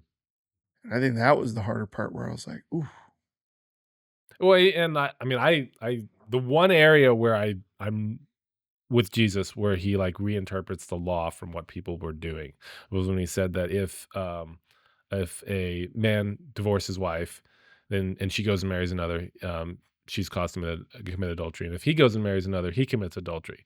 And where that's confusing for me is because in the Old Testament law, adultery only happened when you had a man with another man's wife. Mm. Um, But then aren't you like bound in marriage, even if like you have aren't there like some sort of bindings that still go on? like paperwork, you mean, or how do you I don't mean? know. Because there was they would have covenants, they did marriage covenants, and then you had to have a bill of divorcement in the Mosaic law to get divorced. And then Jesus said, but for you, like Moses gave you this for the hardness of your heart, but it was not so from the beginning. Yeah. It was one man, one wife. Um, and I think it says at that point, what God has put together, let no man put asunder. I think. Um, Maybe I'm reading too much into it, but I think for well, no, I me, think divorce is bad. Divorce is super bad. a net negative Yeah. across all, and it's to be avoided. And the Bible's clearly against it, even though Mosaic law allows for it. Mhm. And then Jesus says the only reason for divorce is for fornication. I need the exact verse there. We're gonna need some fornication. I'm getting verses in that sloppy one. with my quoting. Yeah, your paraphrasing is like Um, paraphrasing. uh, yeah. It's definitely New Testament. No, not that one. That one confuses me too a little bit. Well, not confuses me. That one, it's like I think there's no like the marriage whole. and there's no marriage in heaven, which makes me think, What are the Mormons gonna do? I don't know. But to me, it's like, okay, there's no marriage in heaven, therefore the institution and the consummation of marriage is a very physical thing, more so than it is a spiritual thing. Yeah. So if there's no merit, like I've always thought that, like when we die, I think our focus will be to fall at the feet of Jesus on his throne. But Yeah, Matthew 19. as we live forever in heaven, is this something where we go visit our family? Is this something where we, I don't know. yeah. And so, having some Mormon in my past, you're sealed forever with your family. I don't, have that belief, but I've almost like stripped it down to say like family is important in the real world, yes, but what's way more important than that is your relationship with the Father Mm-hmm. and with Christ. And so, man, like I don't want to be selfish and just like let everybody go. But But their like, relationship dang. with Christ is important too. Right. And so if we're all just important to Christ, like then, And we were meant to do it together. Like, it says where 2 or 3 are gathered, not where 1 is gathered. but that's here. It's not up there. Like once you go there, Yeah. maybe it's just a relationship with God because we're going to be, with. I think there's indication that there'll be more to it than that. All I right. mean, that's the part where I don't need to necessarily speculate. I'm No, cool we with the don't, because we're not surprise. changing. Yeah, I'm still gonna Yeah, give it everything I got while I'm here. like surprise me, God. Yeah, like, I really don't care. I just want to be with you. At the end of the day, like if you seriously care about being with your wife in Yeah. heaven more than you care about being with God, like I think we could probably Yeah, I think your work on some perspective things. is wrong, and then you're not doing the best in your marriage either at that point. All right, let me read this to get this accurate. He saith unto them, Moses, because of the hardness of your heart, suffered you to put away your wives, but for the beginning it was not so. And I say unto you, whosoever shall put away his wife, except it be for fornication, and shall marry another, committeth adultery. And whosoever marrieth her, which is put away, doth commit adultery. So I added a few things there. Yeah. But still, the point is the same. It's like in the Old Testament, adultery was a man with another man's wife. Yeah. And it But I mean, it's weird to think about that because they were also somehow allowed to have multiple wives. there's a law that obligates multiple wives. Yeah. So you go to the law of the leveret, which is where if your brother dies without an heir or a male son, you're Yeah, obligated. that makes sense. You're obligated to marry the brother's wife, and give him an heir in his name. It says nothing about whether you're married or not. Well, I think more of like Solomon with all his wives, but I also think that like the strategic wife of like marrying somebody from another land just so you can conquer that land, dude. That is crazy stuff. But I don't know. God bless people that had multiple wives, like 900 wives or whatever, right? 1,000. Yeah. And it wasn't just Solomon. There a lot of dudes were like that back in the day. Yeah, the patriarchs. But I also know that the new law, Well, just joking. after Christ, the New Testament is the law of Christ more than the law of Moses. Yeah, but I think Jesus came to fulfill the law. He didn't change. Or he So then didn't- why can we only have one wife now? I don't know. Because it's Catholics. I think it's largely like, and I think the Bible strongly leans toward it's best to have one wife and have two, one man, one wife. Yeah. That's the best. I couldn't But- imagine having more than one. That's a lot of responsibility. But I can't point to the place in the New Testament that says everybody is not allowed, is limited. And they're like, I thought there was some scripture that It says says you're that bound to one wife. Or you get No, it one. says a what is it? Not a preacher, but basically a church leader should be a man of one wife, it says.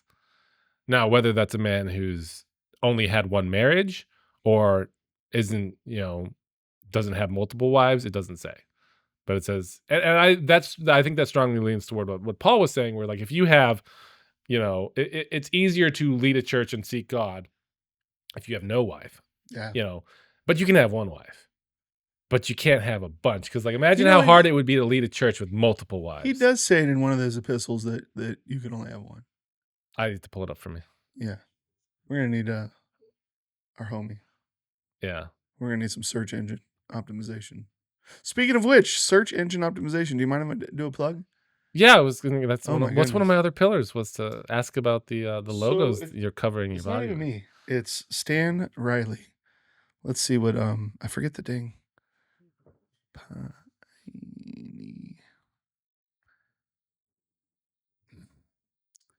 I want to do his website justice.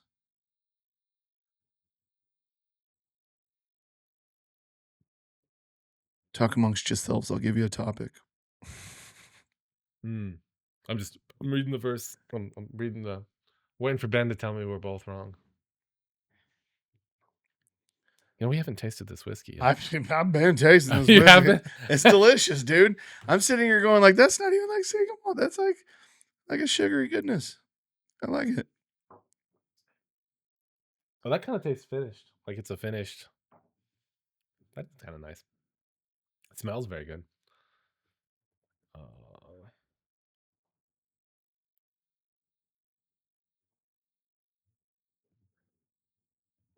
I mean, maybe from the each man shall have his own wife and each woman shall have her own husband. I mean, you could interpret that somewhat that way. Ha! Why Pine- you got me talking about polygamy, man? This is a dangerous subject. Sorry. It is. It's crazy. It's for the Mormon background. You brought up Mormon. You're like, No. So we do we have in You the probably past, weren't one I of don't those do it now. Mormons. No. No. So there's two different Mormons, Yeah, I right? know. There's Okay. the FLDS, Yeah. and then there's the I was of the official LDS, the single wife Yeah. brigade. But I can understand the need as they were moving from New York to Missouri to Show Low, Utah area, Show Low, Utah. That trek, the guys that were pulling the plows in the snow, they were dying, and so then you have the law of you need to take care of your brother's wife was applied. You also have that when you have if you go to ancient times where you had a lot of men dying in battle and a lot of women Yeah. with no options, or no, there's a limited pool of men available. It definitely became advantageous to participate in have polygamy, because there's just less men and more women, and the men protect and keep the women secure. Yeah. And we don't have that anymore. For a long time, we haven't had that structure. Yeah. And I think it clearly from example, it caused a lot of problems in the Bible. Point me to the man who had multiple wives who didn't have problems from having multiple wives. Well, we could watch it on maybe Lifetime. Samuel's dad. He might be the one guy. Hannah didn't. That marriage didn't seem to have real problems. She just couldn't. She had trouble because she couldn't bear children. Yeah. But didn't say much about that marriage. I don't have enough background. I don't have any knowledge there. But the show Sister Wives on Lifetime channel. Yeah. Man, that dude ran into so many problems. Like the last wife that he got. It is a reality TV show. Yeah, but you're watching the destruction of their family unit in 4K. Poor guy. That's glorying in the destruction of others right there. All right, let's get to, I finally found it. But having been Hey, around buddy. scripted reality, it's like, whoa, Yeah. it's scripted reality. Well, Like, 70% is probably fake, but they're still like pulling from something. There's a nugget that they see, and so they're like, I mean, oh, knowing reality, I wouldn't be surprised if it was like that guy wasn't married to anyone when they oh started the show. snap. Oh, Like snap. they Okay. might have arranged the whole thing. That's even crazier. And They like had a good run. had a whole arc set up and everything. Yeah. Like Man. I believe it as much as I believe Big Love. Mm. I like Strahan, though. Might have to go pick up a bottle. That is nice. So And it's got a nice shot glass on it. Stan Riley's been helping me and our business get our website up, and it started with the idea of search engine optimization. Mm. So he's got a website, or he's got a business. It's pinewebsitedesigns.com. I couldn't think of a better person. I mean, there's tons of people that can create a website for you. There's tons of people that can go out and just throw a template up. Mm. But how he's walking me through thinking about positioning and the words and what the story that you're laying out on your website.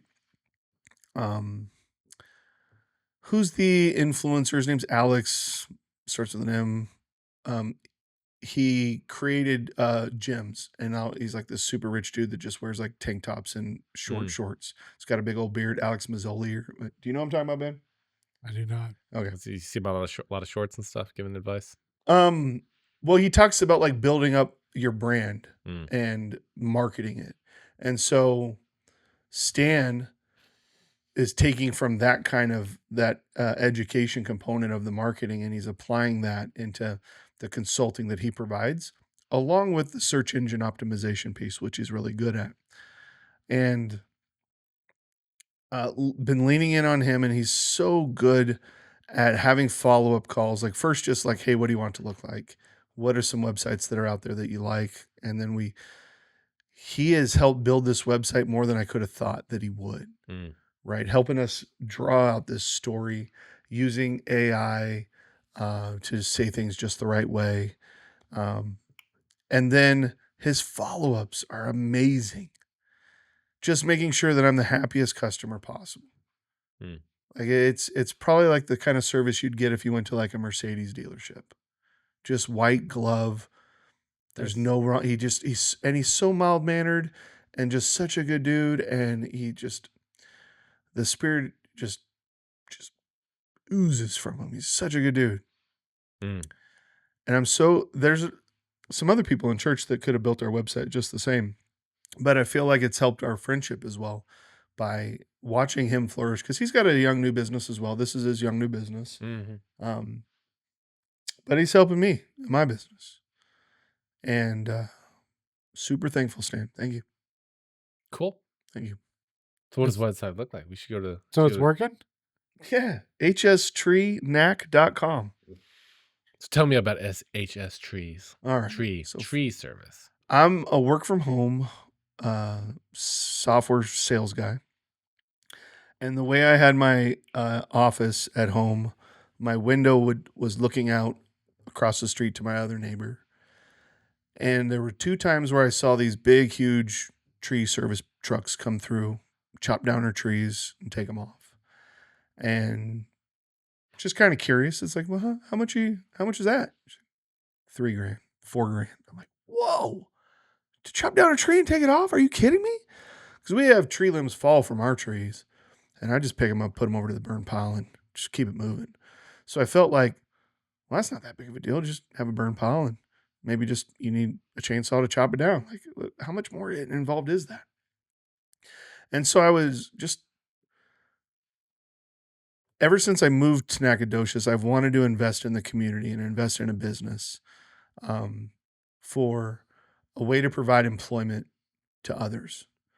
And, the grand idea, the perfect idea would be to offer them good benefits, give them a good wage, and really help them flourish and provide this environment of like a really good business. And, I'm not disparaging any of the people out there, but it feels like there's potentially a lot of day laborers that get used in the tree service businesses. There's a lot of like probably under the table stuff. And I have a friend that's in a service business, and he doesn't get insurance. Works 40 hours a week. But if he doesn't work on a day. Like if he needs to go on vacation, he doesn't get paid for that. And I thought, man, like that kind of sucks because like my company offers me sweet benefits. Mm. I get weeks every year. I believe Ben does too, right? We don't talk about my job. Sorry, buddy. He doesn't have a job. I was just kidding. Cut that out. But no, it's a blessing to have a company that can provide those extra things for you, can provide your insurance for you. And I see a lot of these service businesses, whether it's HVAC, plumbing, I think plumbing is HVAC, sorry, electricity, roofing. HVAC is heat and air. Okay, there you go. Cool. Yeah. I'm safe. Plumbing, Safe, is- secure. there's overlap. There's a lot of overlap in There's that a lot of regard a 'cause lot of of the welding, right? One of you running plumbing for the lines, and Yeah. you'll be running copper. Right. A lot of HVAC services do plumbing, but there are a lot of standalone plumbers who don't touch HVAC. Yeah. When you had your flooring business, you had employees? No. Okay. Well, if you had employees, it would probably be less likely that you would have full insurance and you'd give them paid time off, right? Yeah, like you generally It's just can't. not in that Yeah, business. it's by the day, or I mean, unless you're partnered up, it depends. Right. But yeah. So I thought I wanted that. Like it even if it was to buy the skate rink or the movie theater and provide an employment opportunity where you give them more. Mm. And it's about, I was given more and I know what that feels like. And I know what it feels like to not have insurance and to that anxiety of having to deal with Obamacare or whatever. And so that's where it started from, seeing that my neighbor was overcharged.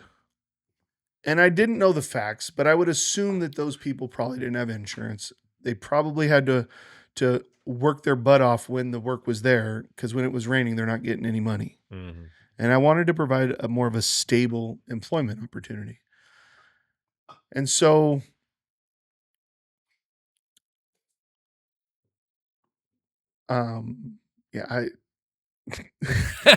It's it's pretty good. it's so good. Pretty good. Did you like it, Ben?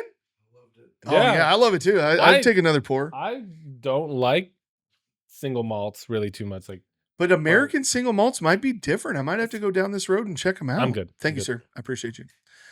So, the first year that I was in Nacogdoches, I got connected with Mosaic Church, and they were a part of Mission Nac, and they had 2 houses at the time. And so, when I signed up the first year, it was right before my back surgery, and so I couldn't get up on the roof. And Mission Neck is you go out into the community and you have a house that's that's been nominated for repairs. Right. And The churches in the neighborhood nominate these houses that are Yeah. kind of dilapidated, and we refurbish them.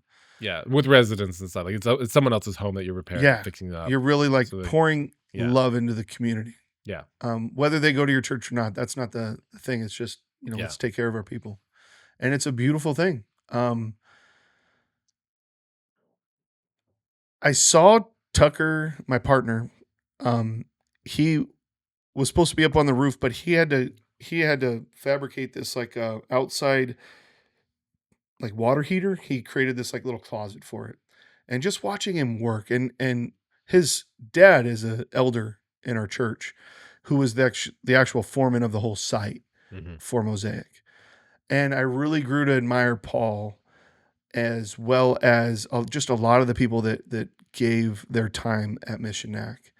And I just thought to myself, like, I want to do this type of service to our community. It's awesome. But I was limited. Go the next year. Now I had my back surgery. And so I'm still limited. But I saw Tucker again, just working his butt off. Like he's got the work ethic. Very much like you. Like when you get to bussing, you get to bussing. Mm. Like you guys are like ox. It's crazy. Well, thank you. It's part of my social pathology. I'm like, I have to please other people. I mean, when you serve, man, you knock it out of the park more than anybody could expect. And like I said, with the playground, like you really stepped forward and helped a lot of that, in my opinion. I mean, I had a blast doing it. It's a Right. ton of fun. I like building complicated things like that. So So back to this. Sorry, I derail a lot. I would talk to Tucker and kind of like joke with him, like, "Yeah, man, you're gonna catch me on the roof next year." He's like, "All right, we'll see you up on the roof next year." Yeah, sure. But Tucker's this, Texas dude, right? He's from Texas, and he's a big dude, and he works out, and he's in the fire department. Like, he's a man's man. Very stoic too. He's not extroverted like I am. And just to like, it'd be a quiet podcast if we brought him on. right. He would. It would be me, and you would just see him. That's really all it would be. And he'd just be sitting there going like, "Why do I got to be here?" He hates social media. He didn't even want to take pictures for the website. Whatever. I like those guys. Those are the sturdiest, strongest guys out there. For sure. They're backbones of this community. I mean, he's a firefighter. Right. I mean, some of my insecurities are the reasons why I talk so much. You know, like it doesn't feel like he's got any, but you know, he'll tell you different. So building up to this, come year 3 now, I told him, I'm like, look, I'm a year outside of my surgery. I want to be on your roof crew. And he's like, all right, we'll hold you to it. And then year 3, this was last July, May, June, July, one of those months. I don't remember when. It's all hot from my perspective. I signed up for the roof crew. And his mom was one of the coordinators. And when I told her, she's like, okay. Nobody said no. Everybody gave me that opportunity. And from my perspective, I showed up. I didn't just like say I want to be up there and then just half-assed it. Like, I gave a full effort. Carrying up 3 bundles at a time? No, I still couldn't do that. I tried 2 like a Blake does, or I couldn't do it. I could do 1. Like, I know I'm a big dude. I look like I'm probably strong. I'm so not. I'm the weakest link. But I still would do my part, and I still would make sure that like I was up there as much as I could be, and that I was actually helping and not hindering, or like doing something wrong and then them having to come back and fix it. And it was about lunchtime, and Tucker's like, he's like, you're doing good, man.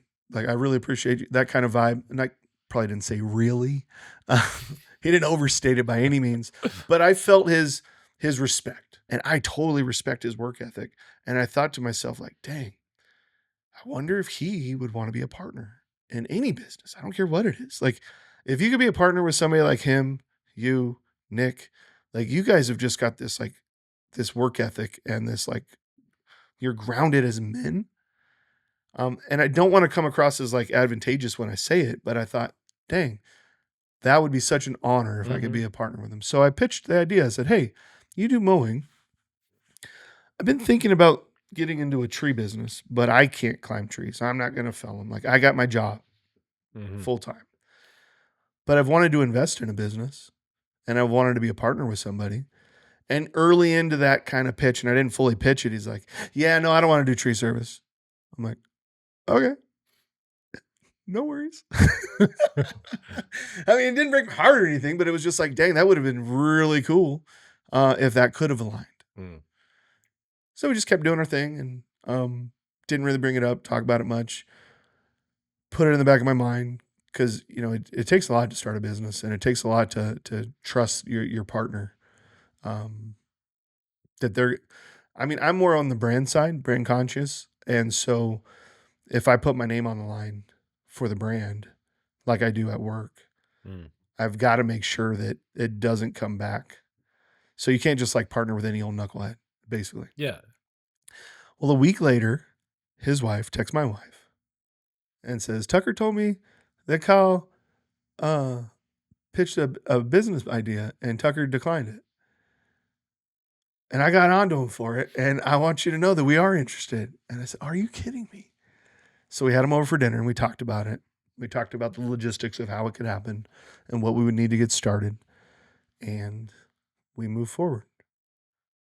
And it's been cool. We had really lofty goals to be bigger than we were by January, and we weren't. It took a while. I was working at my company as a traveling I would have to travel to the accounting firms and be there. It worked out to be at least two visits per month. So it was really, and he's in the fire department, so he's on 24 hours off 48. And so that put us really like a slow start. And a lot of the business side, getting the business organized and, you know, getting the bank account open, getting the insurance, getting the, just talking all the business stuff. He doesn't want to do that. He just wants to work. He wants to be out there and do the work. Well, I don't want to do the work. I want to do the business side. So that's what makes this partnership super awesome. We're in our lanes. We appreciate what the other does. We wouldn't want to do it ourselves. So there's really not, other than maybe estimates. Like he wants to be out there doing the estimate because he's the one out there working and he wants to be able to say what his time is worth. Mm-hmm. But if he does the estimates and he's doing the work and then he's going to get in the check, like there really leaves me with little to do other than strategize the business. So I've been wanting to take that off his plate. And right now we're in this hybrid where maybe I go out and I talk to the client first and then I take pictures and I kind of give my idea like, hey, this job should be like, 1,500. What do you think? And then he's like, yeah, I was thinking like 1,600. And then I feel confident. Okay, cool. But I was initially pitching the clients like, hey, I'm going to have my partner come out and just give one final look before we submit this bid. But we're still early in this process and trying to figure out exactly that workflow because we've only done a few trees. We've done some stump grinding. And it's thankfully people in our church have been gracious enough to bring us on. So word of mouth is slow. But then the next step was the advertising component, the Google ads or the Facebook ads. But even before you get started there, you build your website. And so that's where I reached out to Stan and we've been working on this. And even building the website's taken longer than what we would just initially think like, oh, we could do a website in a week. SEO takes a little bit of time. But like in a house, if you build a strong foundation, you can build anything on top of it. Yeah. And that's our plan. And since then we've cut back on our goals twice now as far as timing on when we'd be at X, Y, or Z. But man, I really think we got a good foundation. I really think we got a good brand in place. We've got good values. We only want to work Monday through Friday. He wants his weekends completely. He doesn't even want to stump grind. He doesn't want anybody to stump grind. He says, if I'm not going to work on the weekends, nobody works on the weekends. And me personally, I work on my own land on Saturdays. So if I had to go do some stump grinding or take a crew out and, go to the dump, like I wouldn't mind. But he's like, nope, Monday through Friday. So I like that about him. And so we want to create this opportunity. And we want to grow a business, and then we want to reinvest into the community. And so HS Tree Service was born. We're an LLC partnership. We've got a CPA, Garth recommended his CPA. And I just feel like everything that we need, the hat, the sweater, we got from G Inc. locally. If there's anything we can do local, we bank at Commercial Bank of Texas. We want to be a part of this community. Yeah. And we want to be intentional about it. And we don't even serve outside of Nacogdoches County. Like the insurance is just for Nacogdoches County right now. We could probably go outside of that, but the insurance, we'd have to get more for that. But our big goals aren't to get rich. We want to grow the assets in the business and roll that into investing. We want to own our own land so that we can dump the trees and burn them, have a burn site of our own. We want to have it somewhere more centralized because my house is in Garrison. Yeah. His house is in, You think you're in Garrison. All right, dude, whatever. Appleby, call it what you want. But it's still 15 minutes out of the center of. Yeah. No, it's a piece. Right. So we want something more center where he doesn't have to haul a load back to his house. Can you take it to the dump? You can, but you're paying for it. Yeah, but it's like $150 for greenery for. Yep. Okay. Because it's like per pound, and we did a dump run. You do a solid oak tree. That's going to be a hefty. Yeah. Yeah. And it's a couple, right? It's a couple loads. Yeah. But we quickly found out what that cost was, and we both have are blessed with a little bit of land. Yeah, He's got way more land than I do. Start a lumber business for the oak and for the hardwoods. You would think that. Yeah. There's already one. Kent Tree Service, right on 59. Yeah. Yeah. He bought the land. He's got this barn out there. He bought what's it called? The wood mill? Yeah. It's a portable one. It's really sweet. It's like everything we wanted when we first were talking. We're like, yeah, we'll get a wood mill. Plank them up. Yeah. So he does that, and he probably makes good money there. He's got cords all over his property. Nothing's selling, but maybe he's seasoning them. You got to season know. them. It takes it's an inch it's a year per inch seasoning naturally. Yeah, so maybe he's doing that, but I see them full, and he's already doing that. So I don't. The other part is sitting there and splitting wood, it's time consuming. Mhm. And so the only way it would work is if we had a site and we had employees and they weren't busy. Yeah, it's So you're almost going to like be paying them. or it's almost like you need, like, another, like, sister business that, like, takes all your trees and just lumbers them up, and then, like, you know Yeah, I guess we could do that and then have the lumber, but even that, like getting a kiln and, treating it right, all that stuff. Like there's other it's just people, it's a whole 'nother job. Yeah. there's other I businesses that are hate to better see a at it. waste of wood, you know? I'm with you. Well, I do have some pine that I've set aside from my land. It looks like a little Ben's tree talked about graveyard. doing some furniture, some, like, a side business with furniture. There Yeah. you go. Colton just bought he said is a wood lathe similar to a wood mill? A lathe? Yeah, I don't know. Maybe I'm hearing what he said wrong, I but mean, a lathe is gonna spin, wood, and then you're gonna carve. yeah, so he's thinking about something like that, probably for like, I don't know, bedposts or whatever. Yeah. Bowls, Um, bedposts, pens, like, all sorts of stuff. So long as he's it's like, round. yo, if you've got some wood, save it. And I don't mind saving it. We got land to save it. It would start to become cumbersome if we're going to sit there and burn everything we pull back home, especially if we have 4 jobs a week. That's a lot of burn piles going on. Plus, it's green. Yeah. But the problem also is that, it cuts into the cost by going to the dump. Mhm. And there's a lot of tree services here. In fact, Bruce was allowing one of the tree guys to dump some stuff on his land, and it got to a point where he's like, dude, you got to quit dumping stuff on my land. It's too much. And so I don't want to be this like burden on people. I want to think about like the efficiency of a business. And so for right now, we'll do the burn pile. But if we were to have like, a good amount of land, we'll have our own land for this burn, or to store wood and season it. Maybe we get a big tin warehouse and season. I don't know. But my vision would be to have a piece of land right off of 59, like that connects. Like I've seen different properties that say like 40 acres, 300 acres, whatever. Mhm. And it's a kind of multi-stream. There's another business right near Kent Tree Service up on this hill before you get to Tom's or Gigi's Gimme's, that Exxon right there at Appleby. Mhm. It'll always be Tom's.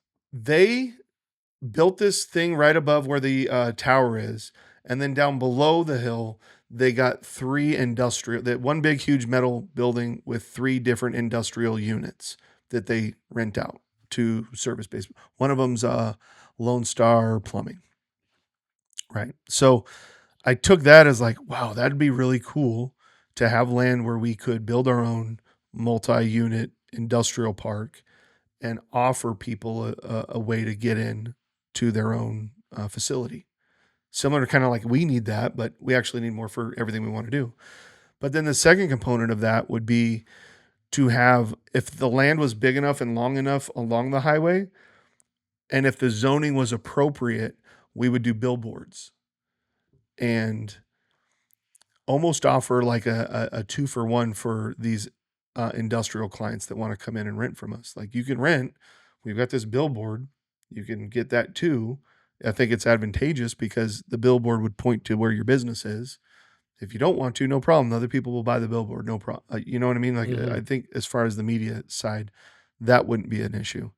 So that's kind of the big plan, is to get a big enough piece of land where we can have our own burn pile in the middle of town instead of my house or his house, and have storage as well as this commercial rental space and then billboard. Mhm. It's like everything I've wanted to do, like all wrapped into one.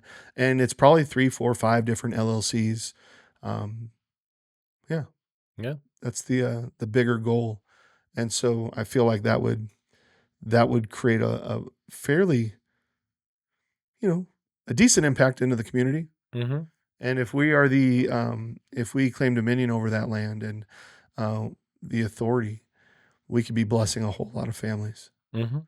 And we could be doing a whole lot and have like barbecues on the weekend. And I feel like Jacob with Cutting Edge, he's like one of the 2 dudes in town. He's the bee's knees. He's been doing it a while. Everybody knows him. I just got into Facebook again after like an 8-year hiatus, and I reached out and invited him to be my friend, like the boomer that I am. And he just hit me up today and he's like, hey, do you service Nacogdoches? I'm like, yeah. We're super small though. He's like, oh no, that's cool. And we're talking, and he's like, hey, when you have some time, we should come out. We cook a lot. And I'm like, well, where do you go? And he goes, my house. So he's got this business on his house, like a lot of service-based businesses do, and it doesn't seem too different from what kind of I envision. Um, yeah, it seems like we're on the right track. And now it's just about stewarding our assets and being the visionary that remains true to like that vision. Yeah.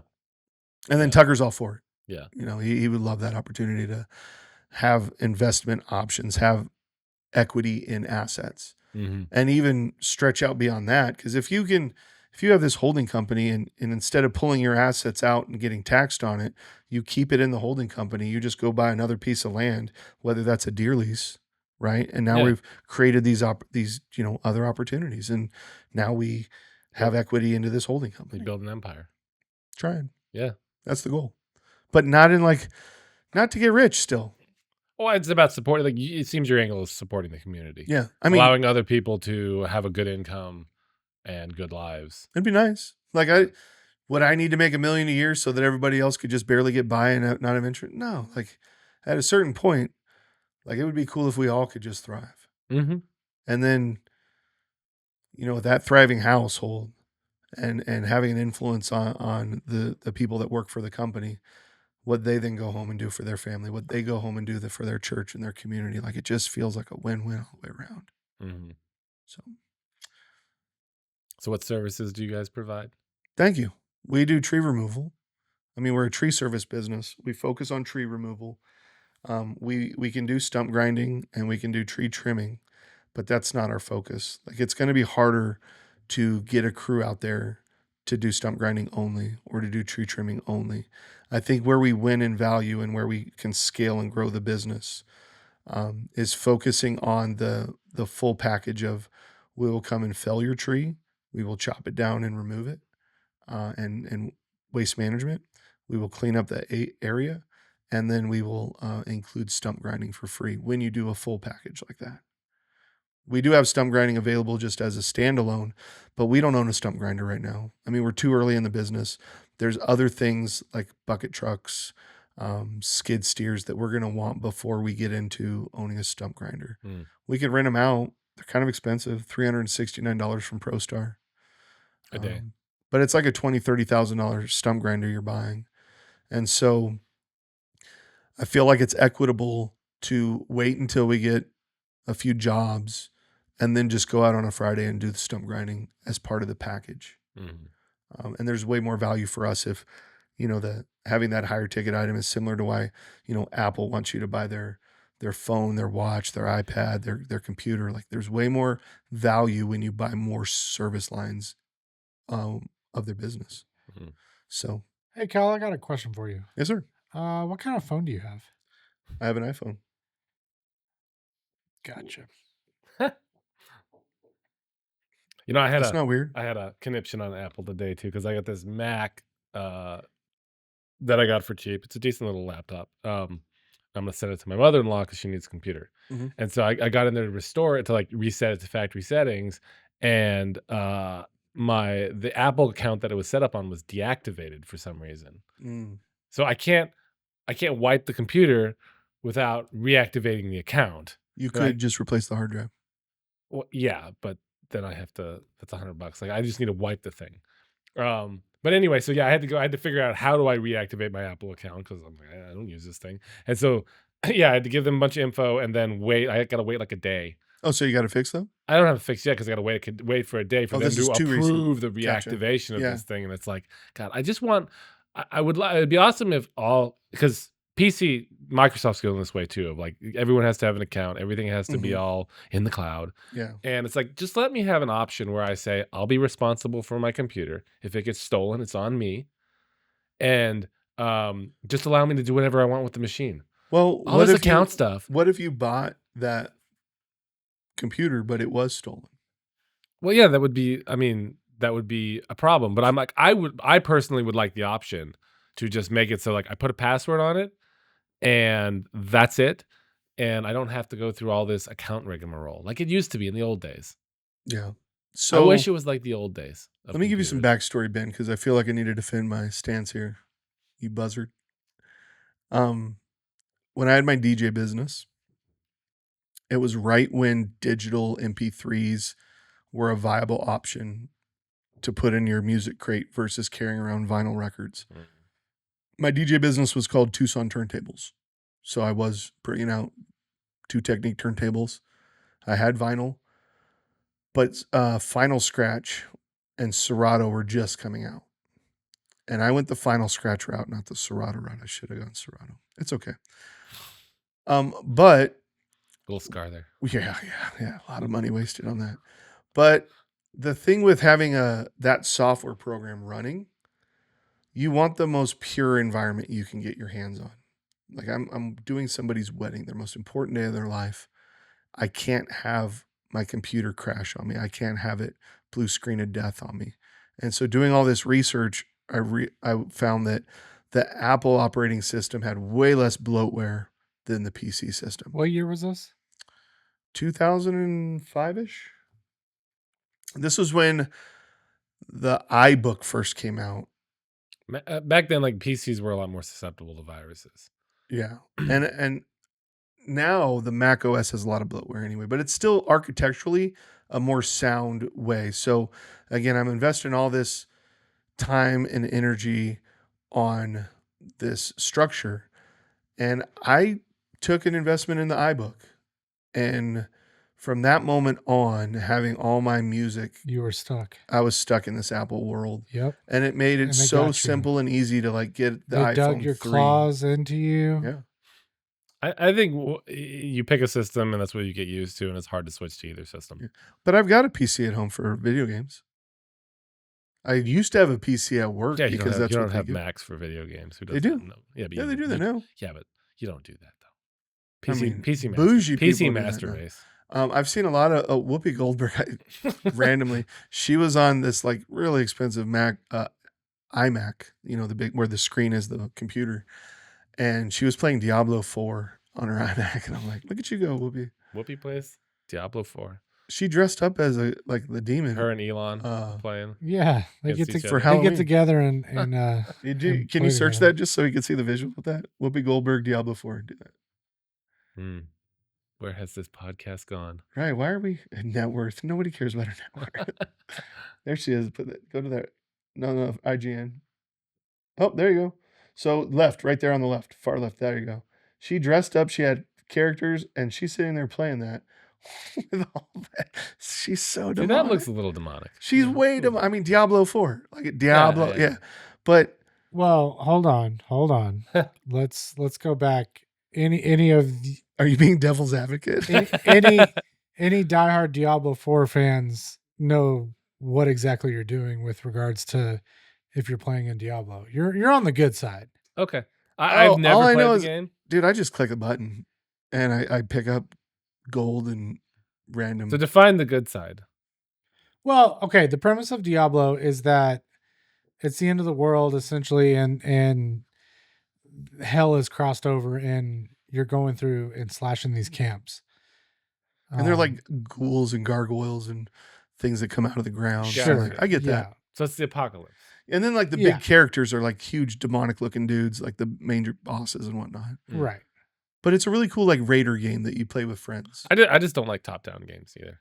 I've never It's a little been different. fan. I don't like RPGs that much like that. Yeah. But really it's just like it wastes so much time. You're sitting there just A lot of grinding. you're doing a lot of grinding, a lot of clicking. Yeah. And I'd rather play Madden. I don't even like playing Madden, but at least you can like throw a Hail Mary for a touchdown and feel like you're not, Mm. you're From your still, couch. You're still wasting time playing any video game. There's not a video game where you're not wasting time. Depends. I guess if there's like a historical knowledge. I think there's something to control association. So like because of video games, I can hop into a skid steer or a backhoe or something and just run the thing. Right. And I agree with that in that when you grow up in video games, you trial and error, right? This didn't work. Let me try that. That Mhm. didn't work. Then try this. And so now I see that in my kids. They're like, I don't know how to do this. It's like, just push a button. Yeah. Just see if that button works. And if Yeah. not, go to the next button. Now, a lot of games, especially two-dimensional games, only make you better at the game. They don't provide any other skills. Whereas three-dimensional games do give you better three-dimensional memory, Mhm. so you can find your way around in the real world better because you're used to finding your way around in the three-dimensional world. Yeah. That happens too. Also, I guess I heard this from Elon Musk on Joe Rogan, that it's something like surgeons who play video games have like a 32% lower error rate That than makes sense. surgeons who don't play video Yeah, games. the hand-eye coordination, right? Yeah, because they're more detailed. And then there's also something that when you're playing like high difficulty games, you get into like a zone, a focus space where Mhm. you're just like you're fully focused on that one thing. And that's actually what's de-stressing about video games, because you'll disconnect from work, you'll disconnect from Just to everything get else, absorbed. and get absorbed in that super difficult task. Yeah.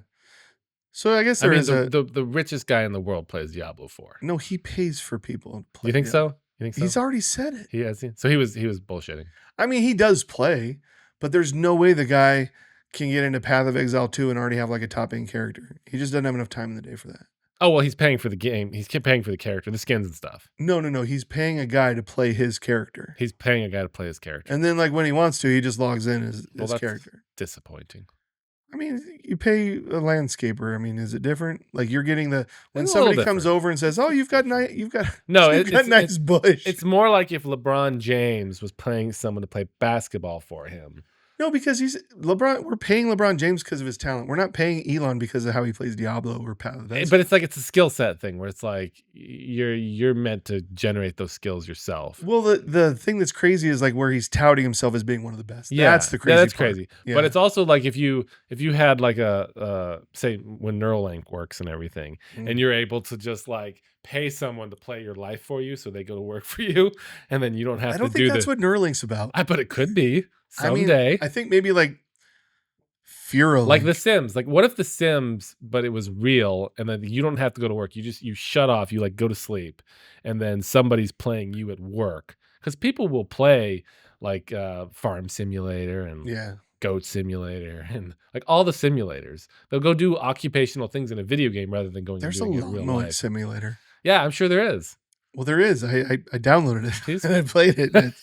So when I first moved to Nag, like getting my lawnmower, my zero turn, it's the coolest thing to go out there and mow. That wasn't the greatest. Surrogates wasn't the greatest movie. I haven't seen it. I'm glad.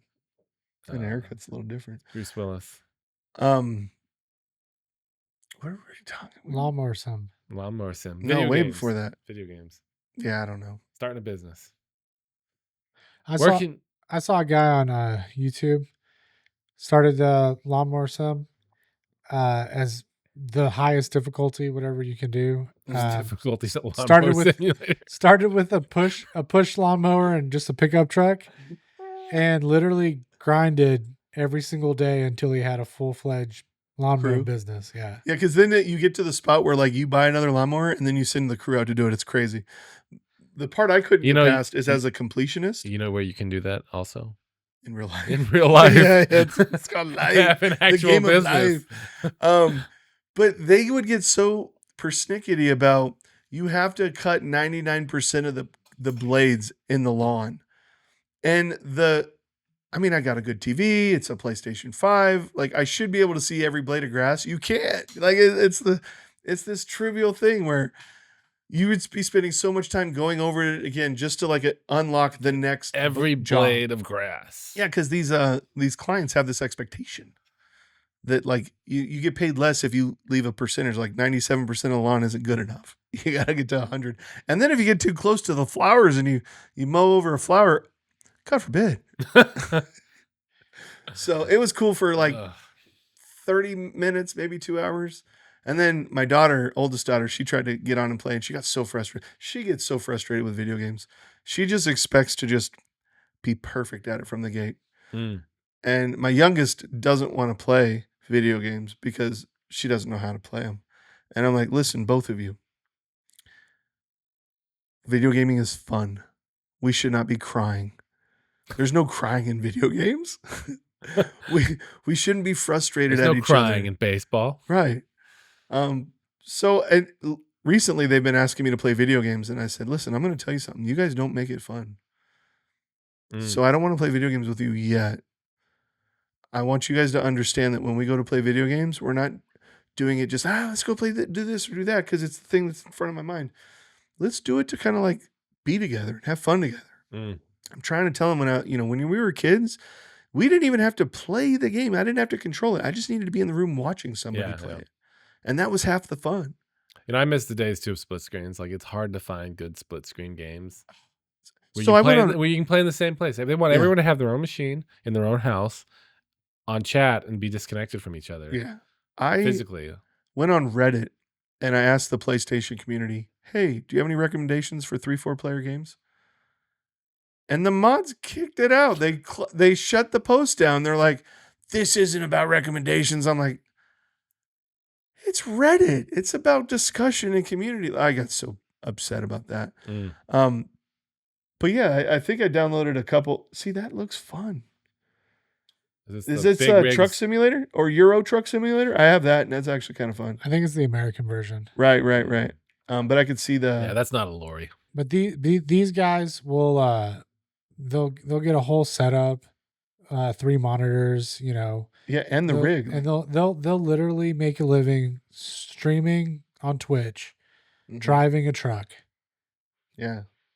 What happens in 5 years when they need to jump into the workforce and they have to explain that they were in 5 years the trucks will be remotely driven, but it'll be AI driven. No, not that though. So I quit my job to play poker professionally. Oh, so what's this gap? What's this gap here in your resume? Exactly. It was 2 years. And then you tell them like, yeah, I was self-employed. I was kind of like a day trader. That's the closest I could assimilate to like, a respectable job. Luckily, I wrote a blog about, my daily ups and downs. And one of the sales managers that was from he knew me before. That's how he got into being a blog reader. And then I quit my job to play poker. And he wanted to play poker, but he's in management. Like, he can't, and he's got a family. There's no way he could.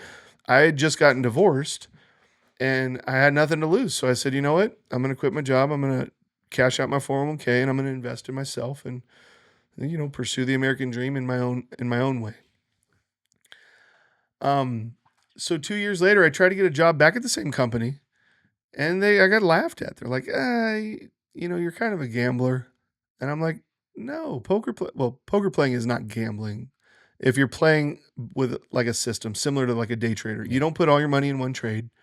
It's strategy. Bankroll management. Yeah. Right. And then I had a database that would, compile all the stats of all the competition. And so you'd run reports and see their trends. You can drill down into the metadata to identify their tendencies. And then you adjust your play the next day. So I would spend 2 hours a day studying this database. There was an overlay that would keep track of every hand. I had software that would register me for a game so I would do 12 tables at a time, 12 tournaments. And when I'd lose and be out of a tournament, the software would go register me for the next one. This is the most efficient way to be a poker player, but it was a business. And I learned a lot about myself while doing it, but it was hard for me to articulate that to get back in the job site. But luckily, this manager read my blog every day. Loved it. And I got a couple different no's, and then finally he told me that he, like in the interview, he's like, dude, I read your blog, and I know everybody's been telling you no. I'm telling you yes. I'm going to hire you because of all this, and I know you were good in sales before, and I'm going to give you a chance. And I haven't left in the company since. It's been great. Maybe they need a video game for that work life too. What's that? Whatever you do now, a video game of that. They were making a video game of all other occupations. Nobody wants a video game of a sales consultant. I'm sure there's one out there. Probably. I almost guarantee you there's a sales consultant It's video probably game. boring. It's got to be. Yeah. And driving a big rig's not, or mowing a lawn. So it's the only thing I can conceive is there's got to be like a peaceful satisfaction to it. There is something cool about that, but it's also about you getting to see what others do, right? It's kind of like race car. You would never have an opportunity to race car or to Becoming be a racer. border control agent game. That's crazy. But yet you would still go play a race car game because that's speed. There's but it like simulates this environment of like you have an opportunity to have this life that you don't get to have in your real world. But nobody wants to be a sales consultant in that regard. I don't think there's a big win there. But like I think people do want to drive a truck, a big old semi. Totally. I mean, there's people in the city that don't have a lawn that want to know what it's like to be on a zero turn.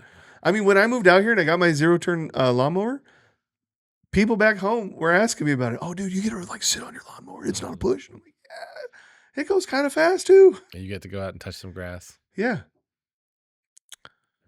So. Selling the American virtual dream. Well, I feel really bad for the people that do have this viable income though, because I almost feel like it's pushing lemmings to the cliff. At some point, all that's just going to be for naught. Oh, you mean the people who make a living like Twitch streaming and stuff? Yeah. Yeah, like for every person who's making a living, there's 100, 1,000 who aren't. Yeah, but those 1,000 are wasting a lot of time Exactly trying to get there. Yeah. And as they're sitting there trying to get there, similar to how I was trying to make beats, I tried to make beats for rappers back in the day. You spend a lot of time practicing and trying to get good, and then you make a lot of purchases that you think are going to be part of this big scheme because you're a dreamer. Yeah. But it goes nowhere. And so I look back and like all the time I wasted making beats when I could have been spending time with my 2-year-old. You know, there's some like in all of those arenas where there's a lot of people who want something, want that occupation, and there's high competition, only a small percentage. Like, let me take sports. Yeah. You know, the amount of effort and investment we put into like high school sports, college sports, for that only that very few small percentage to make it to professional. Yeah. I know there's other ancillary benefits like teamwork and work ethic. Sure. And but how many of those sports people are really better off in their life because of it? In the long run? Yeah. It's a small percentage of a small percentage. So like, you're really going to go chase all that? It depends on what your goal actually is. If your goal is to achieve pro sports, yes. If you love the game, then it's a good pastime. It keeps you healthy. Yeah, like I like golf. It's cool. I got a friend that wants to be on the senior PGA tour. So he spends a lot of time golfing. Now he is blessed with being able to juggle all that. He has a thriving family, beautiful family. He goes to church. He's a dedicated leader at work, and he's a great friend. Always there for you when you call. So like some people can balance all that, but most people can't. Well, the other thing too is it depends on how you're using it, and like unwinding is important. Like having that pastime that when you shut the rest of the world off, you shut work off, you shut all the other anxieties off, and just focus on the thing that causes you to unwind, whether it's watching sports or watching movies or playing video games or golfing. Is it any other hobby? It's essentially a hobby. Hobbies are important. They're healthy, but they have to be kept in check. Yeah. Because if all you're doing is your hobby, or if you can't also get in the situation where your hobby becomes your work, you make a business out of it, and then it's not fun anymore. Right. That happens. Is it so? Maybe it's the season that I'm in, but I've found that I'm not even playing video games that much because I'd rather be learning from the scriptures or reading books or watching podcasts that are more about this walk. You're not gaining any substance from the video game. Yeah. So if you want to check out of the world, I mean, dang, the scriptures seem so inviting for that. And I don't mean to be like the Bible thumper by saying that. I think for me, the reason why it's important to spend more time doing that is because I sit there on Sunday or sit there talking with you, and I'm jealous that you guys know stuff I don't. You know parts of the Bible I have no idea about. I've read through the whole Bible. I don't recall a lot of it. And I realize you got to read it a lot over and over again. And you really got to be intentional with your studying to get there. And so if you're going to check out of the world, man, what better way to check into the Bible? Yeah. But even that can be kind of mundane to some degree. And maybe you shouldn't spend all your day reading the Bible. I feel like I'm playing catch up a little bit. but I don't think there's anything wrong that, let me get some of my Bible in. Cool. Okay. Like a couple months ago, I wanted to learn about Solomon. I wanted to learn about David. And so I went back to that part of the Bible. Now I want to learn about Paul. So I read the epistles. Mhm. And now I'm thinking like the Isaiah, was James, no, not James, Jeremiah's after Isaiah. Mhm. Yeah, I want to get in that section. So I'm probably going to dip into there. Get you some Ezekiel. Feel me? Mm. And then jump into the book of Revelation. There you go. But I realized I can't just spend 8 hours doing that.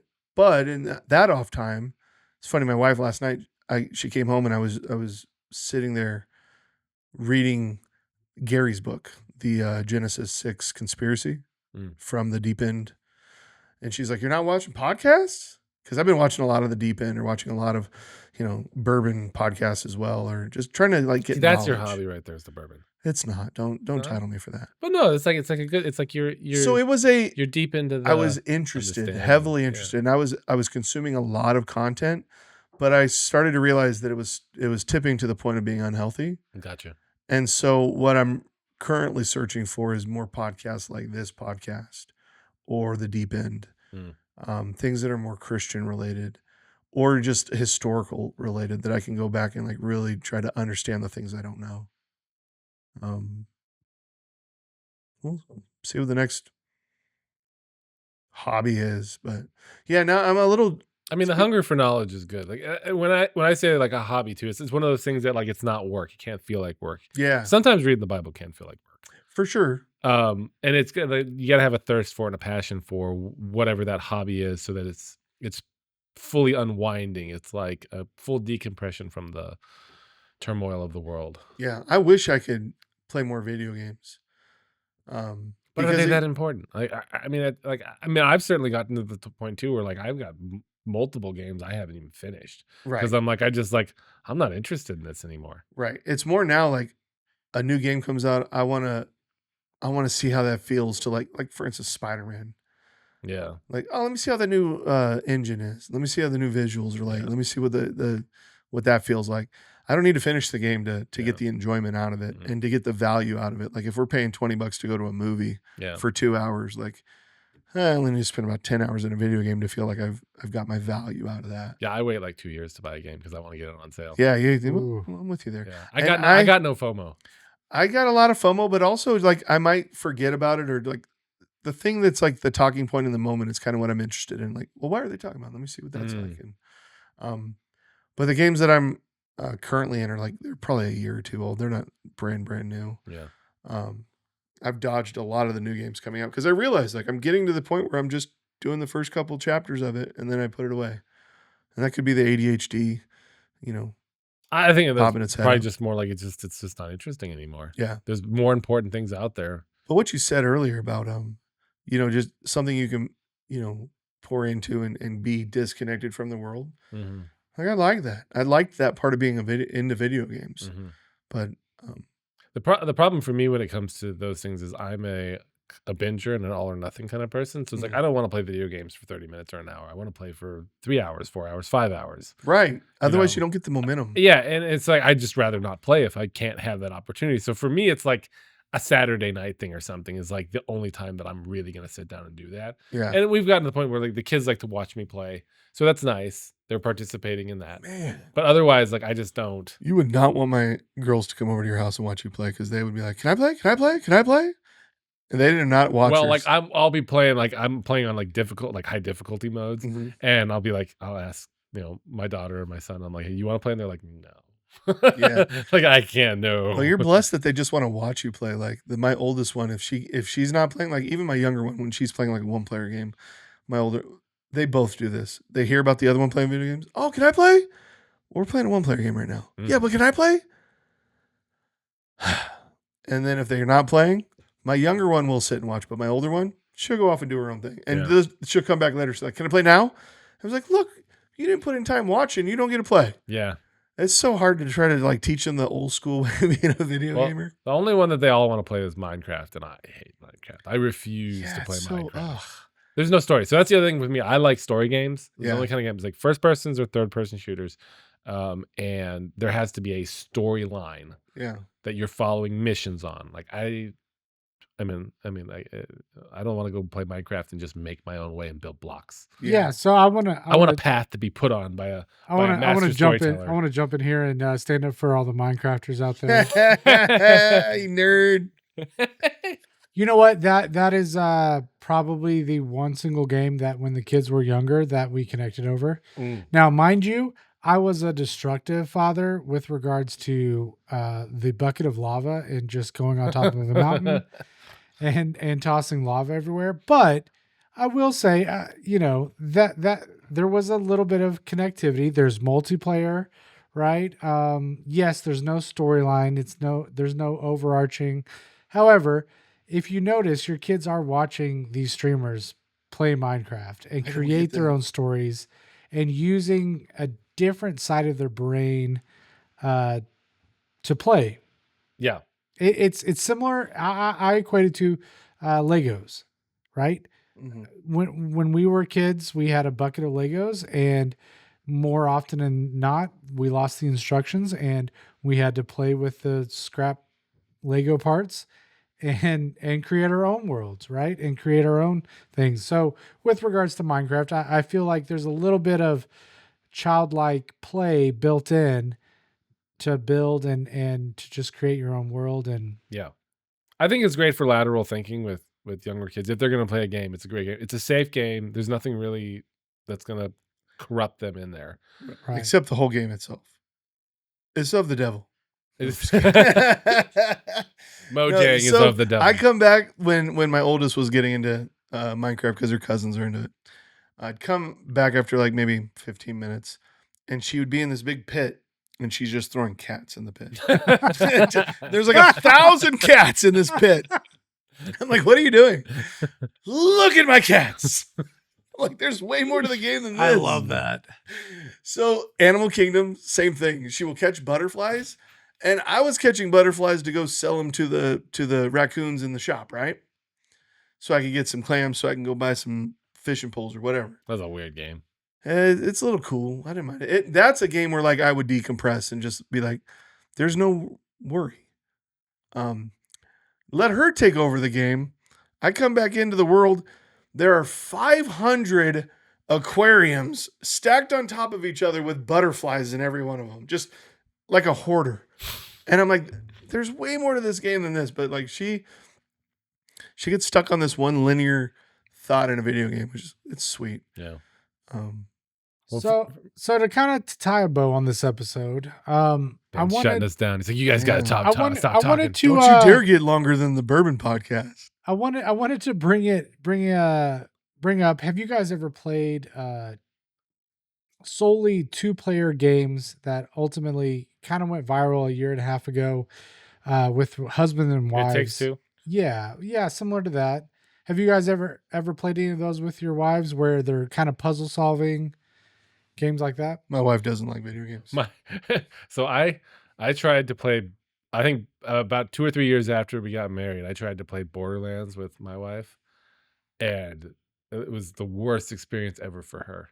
Yeah. She never played video games growing up, so she has no coordination for it. Gotcha. And so she's just like completely lost, dying constantly. And like after an hour of that, she's like, I don't think she's touched a video game since then. I have It Takes Two. My kids played it. My kids played it, and we realized, okay, this is more of a PG-13 kind of game. And I watched it. Like, I mean, it's a great storyline. Kind of. And the environment's really nice. They definitely treat the guy like he's stupid. The guy's kind of a big I dummy, hate that. and the wife's the smart, intelligent one. But man, that elephant scene though. I haven't seen it. No, we didn't get past like the 3rd level. Or it's the 1st level, but it's like the 3rd, like where they switch the camera a little bit and give you a different perspective. We couldn't get past it. So there's her favorite, the daughter's favorite stuffed toy is this elephant, and the parents, they believe they have to get the tears of their daughter, I think it's what it is, in order to. I was kind of loosely watching the game in the background, but they have to get the tears of their daughter in order to reverse the curse that turned them into like wooden puppets, and they got turned into wooden puppets. They're running around their house through obstacle courses trying to like figure out how to get turned back, real again. And the purpose is for them to fall back in love because they're getting divorced. So they believe they have to get the daughters of the tears of their daughter, and they find her stuffed elephant, and they basically kill the stuffed elephant who's alive. They tear her apart and you know, and kill her in the process. So like it's just this horrific scene where you sounds as the main crazy. character are destroying this living stuffed elephant. Traumatizing. Yeah, I think we had an issue with that game because one person's over here, one person's over here, and this person wants to move forward in the map. You have to work together. It takes two. Right. Well, I mean, my daughters have a different mind. And the younger one will constantly be getting yelled at by the older one because she's holding her back. Mm. And Sackboy's another one of those, like Little Big Planet. Yeah.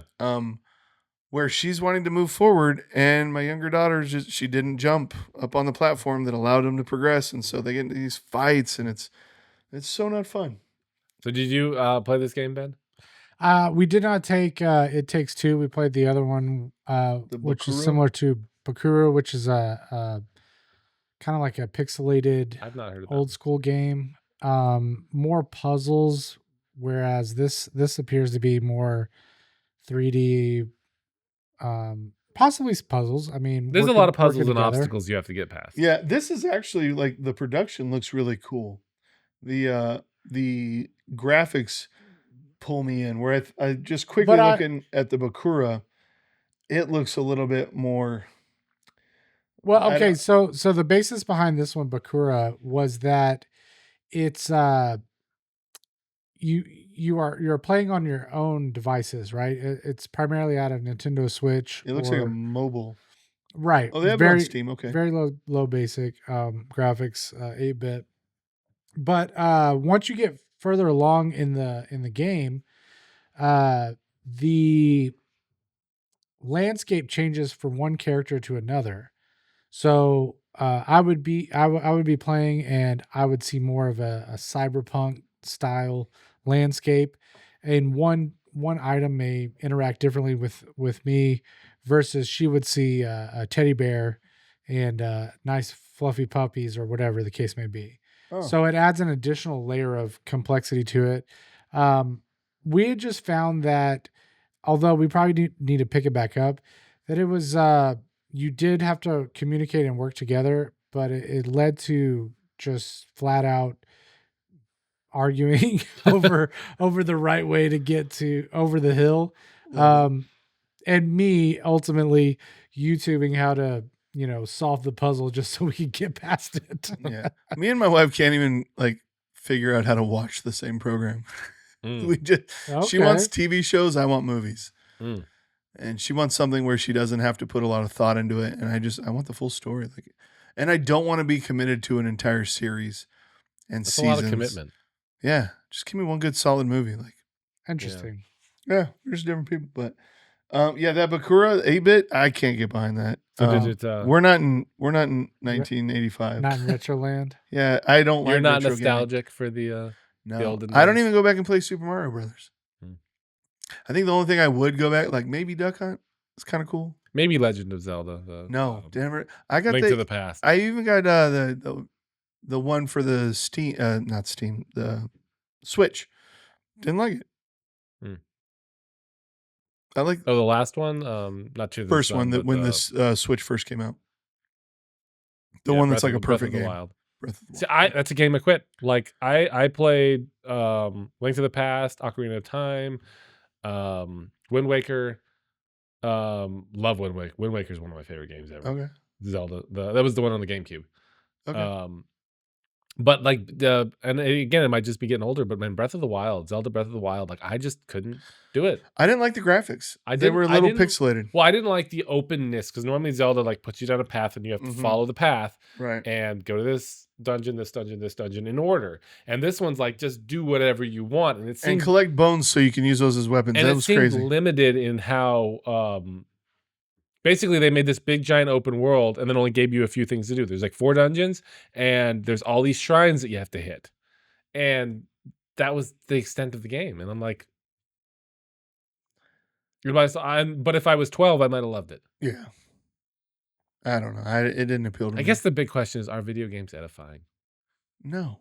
No. Then What why if there do we was play a? them? What if I asked my wife this and she's like, "Oh no, that's a terrible idea." But what if there was a video game where you could play as Jesus, like an open world game, and you're Jesus? When you had, like, heal And then she's people? like, "No, that's blasphemy." Yeah. I What was about an about to apostle say, then? Well, okay. What about an apostle? doing greater works than Jesus? I don't know. Let's think on that. I mean, that, Like, I mean, obviously, gut reaction is Yeah, like, oh, where- that's blasphemy. But at the same time, it's like, is it though? well, where- you could learn a lot though. Like, somebody like myself that barely knows the Bible, I would be going through storylines of the Bible. If you certainly if you stuck to the rigid structure of what Jesus actually did, you can't deviate from the path. Yeah. And it's about learning. Yeah, that might actually be an interesting but concept. you'd have to have a AAA budget to really pull it off because you Yeah. couldn't just be this like linear low budget game. You don't want to be like one of those like quest games aside where like Jesus, like you got to go over and figure out how to turn the water into wine and like what was it, Dragon's Quest, where like it was yeah. a lot. You couldn't really do a whole lot, but like push the move forward button. Like Yeah, and nah. you had to go find the needle over in the haystack in order to unlock the thing over here. But it was like, all like CGI. It wasn't actually like you playing the game. The original. that's not like what in I'm the thinking, video though. games. Okay. yeah. I might be saying the wrong name too. Maybe it's Dragon's Lore. I don't know. But no, I kind of like open world game, but like with some I am Jesus Christ. What is that? Jesus Christ Simulator. Are you kidding me? It's out there. All right, click on that. I mean, simulator. we are 5 years away from just being able to prompt AI to create anything you What want. is the anyway. Jesus Christ simulator? Yeah, he goes to the other one. Not rated. It doesn't sound good. We're getting a little Hmm. Simulam TBA. Oh, it's not even out yet. Yeah, All that right. second one right there. What is that? Yeah, what's that? He looks like the great American hero. Jesus Christ with a cross and a cape flying over a city, Oh a my- modern city. It's like the Talladega Nights. I like my Jesus with a cape and a. I like this- with a Leonard Skinner this shirt game on. contains content you have asked not to see.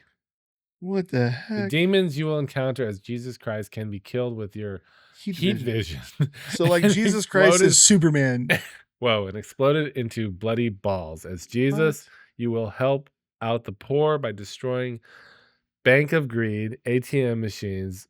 Most of what you do could be considered criminal behavior in pursuit of destroying the system and helping humanity. The demons may instill fear into the hearts of any man who plays this game. All right, let's click on That the view definitely page. sounds blasphemous. Let's view page. Let's just see how much it costs.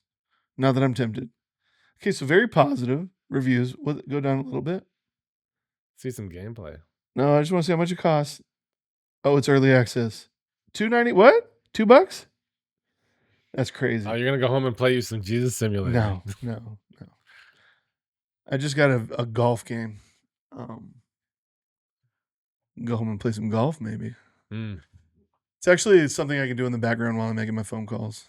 You know, kind of grinding through phone calls. I can just Yeah. Just like- hit a couple swings and then take the next call. I can see that. Yeah, I don't want it to be too. What? Look what happened to I me. think this podcast is I definitely. can't believe it myself. We've definitely gone off the rails. Suddenly I'm on top of the world. I don't know the rest of the song. You know the Great American Hero? Mm, Oh, you're No. a little too young for that. I am older than you, actually. yeah. So it was a Are you pulling sitcom in rank? the 80s. And the guy was just like, he was a superhero, but like just a normal dude. And it was like a sitcom. Maybe it had 3 seasons, but that's like one of the coolest songs. I like to sing it on karaoke. This truly has been Christians talking about shit. We talked about some shit. We did. Now, what's the time on this? We're About we're over 2.5? 2 hours. We're over 2 hours. Nice. Yeah, 2.5. Yeah, it's 2.5. Good. Good. You don't want to beat the bourbon episode? I'm down. Go another hour and a half. Might as well pour some Stranahan. Let's go. I got a Stranahan it to you. I don't know if I can have this game. No, Jesus Oh didn't my even God. punch anybody. That doesn't make any sense. He whipped though. Did he whip? He whipped some folk. He turned over some tables and he had a The, whip. Yeah. if you take it directly, I mean, these are not necessarily. He's not punching humans. He's punching demons. I He's would got say a phone though. He's like, what did he just cash app somebody? I would say this is not canon. Wow. I wouldn't hold this in the canon of the Bible. Well, no wonder why it's only $2. Like this thing looks terrible. But you know, it's exact. It looks like exactly what I asked for it to be. Sorry. What you asked for it to be was like the story of Jesus in the Old Testament, and you had to follow the story and do Yeah, the well, like, mission. yeah, Like you had the mission to turn the water into wine, the So mission Right. to feel heal. like this blind. is an action to call maybe an Angel Studios, maybe a big wig out there to create a Christian game. Let's get some Christian gaming going on, right? Why would we give that out there? You should make that yourself. Oh, You you'd should need a control lot that of IP. money. I'm already busy running a podcast. What are we Get you talking about? some. Get you some, Ben. Mm. But Gotta I mean, diversify. only if you would learn the historical significance. Correct. It would have to be that where you walk away going, "Oh, cool," and almost if you did like test groups, if they came out of the demo and wanted to go into the Bible and read what Mhm. they just played, that would be the sweet spot. Because if you don't get to that, if you don't go back to the Lord, if you don't go back to the Yeah. Word, then Well, it's not worth I it. think the best one of the best ways to learn is to have fun. Yeah, And I think that's why like The Chosen has become so popular is because it's actually an enjoyable depiction of Jesus, yeah. and you're getting infused with those actual stories. Now, whether it's, I mean, obviously, even Dallas Jenkins will say it's not 100% accurate. Yeah. Like we had to take liberties and make stuff up.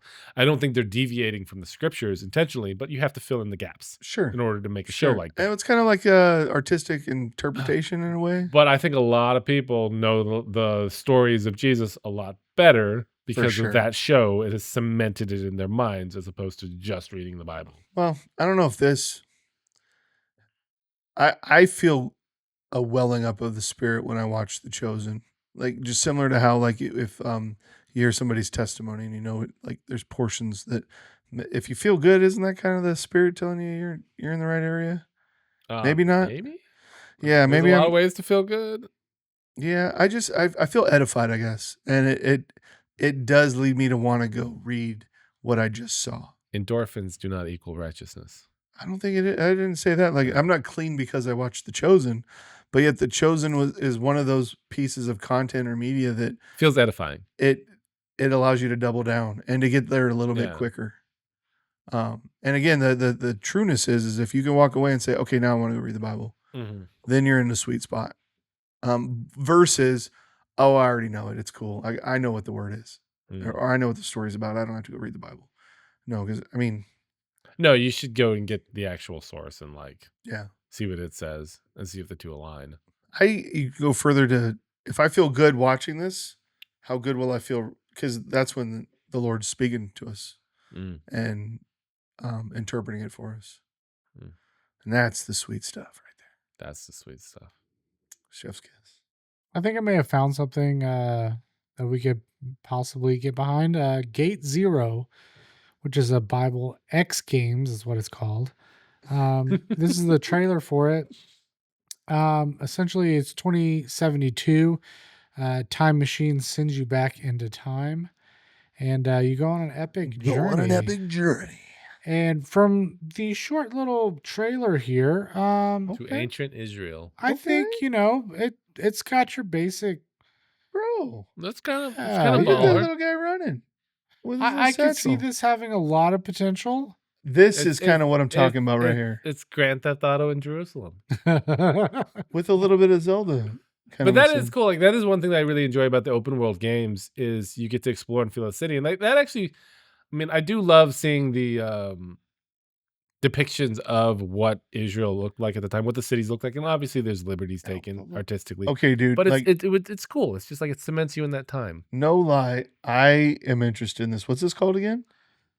This one is called Gate Zero. Gate Zero. It's basically Assassin's Creed, but with the Bible instead of other historical. Oh, is this like a Kickstarter? It's not even out yet. I believe you can add it as on your wish list. Click on the wish Steam, list on Steam. Let's see what it takes us to. and If it's out in March, I might have to get it. could be very close. Although they may still need some support. Coming soon. Not on Steam. Okay. Can you? It's already on your wish list. Okay. We need a link on Steam. Let's go grind Diablo 4 together, bro. No, actually, yeah, this one is by far, in my opinion, the closest to what you're referring to, and it looks like they may just need some additional support it- and funding. Is it made by Christians? It looks like it would be made by Christians. Think so. It's got to be. We should have them on the I'm podcast. getting Christian vibes. We should bring everybody on the podcast. I don't know why the Catholic Church doesn't jump on board and create something with regards to this. Hope I mean, Simulator. talk about a system already in place that has plenty of funds that could. I don't know, man. Now you're getting me into like, I want to talk about bad things, but like, what do I gain from talking about bad things? I have a lot of conspiratorial ideas around a lot of that. Foundations. What is that? Well, I mean, I don't know much at all, but I feel like we got to peek into the potential of the secrecies of the Catholic Church. And I don't mean to offend anybody. I don't know anything. Oh, we are not. We have not been friendly to Catholics on this podcast. Although we do need to get a Catholic on to. But what I'm saying is, as me, my brand me, I'm not trying to offend anybody. Okay. But watching Angels and Demons, watching the Da Vinci Code, it kind of alludes to the fact that there are ancient texts that are in the basement of the 100%. Vatican. right? 100%. And they're hiding stuff. They're hiding things from us. There's no way they're not. So that's the part where, unless they're going to unlock all that, I don't think I'd want to play that video game. Maybe like a Da Vinci Code kind of video game. The like thing I have the tiptoes big around problem it. with is all the burning people at the stake back in the 1500s Mm. just for putting in the Bible in English. I got a lot. I got Yeah, some, like I got some the- angst there. That's where they like was it King James that burned all the Bibles and like he made the Bible? And No, I thought there was something to do no, they were with that. burning the. I mean, I don't know the history exact. So Tyndale was with Henry VIII around Henry VIII's time. Catholics burned him at the stake so that was 1534, 1535. Tyndale. He got burned at the stake for translating the Bible into English. So in that whole time period, like they were killing lots of people. Yeah, I think that like, there's just been war for the sake of war everywhere. For like, Well, it's control. right. I mean, I think we have more war for the sake of war now due to the military industrial complex. Yeah, it's because a big economy it's a big now. money maker. Yeah, I mean, so sad. yeah. But back in the day before that, before it was about making the weapons, it was certainly about just power and control. Obviously, I mean, yeah. But I feel like there's still an opportunity for any religion that has Christ as their savior, whether it's Mormon or Catholic or I don't know the other ones, just those that I grew up in. There's good people in there that are trying to do right. Certainly. That are trying to course. raise their family the right way. Now, my mom was kind of the surface level. She just went for the sake of going. We were Sunday Catholics. You know, at least we weren't Christmas Catholics or Easter Catholics where we just went for those holidays. Like we went, for the most part, every Sunday. But we were only Catholics for like 2 hours. Mm. And then we lived the rest of our days doing what we did. We never served our community. I mean, there's plenty of Protestants like that too. For sure. No, right. It's just, again, I can only speak to what I knew, but I've never experienced this. And so people ask me like, hey, what kind of church is it? I don't know. Non-denominational. Mosaic. Mosaic. I don't know. Word and Spirit. I don't know.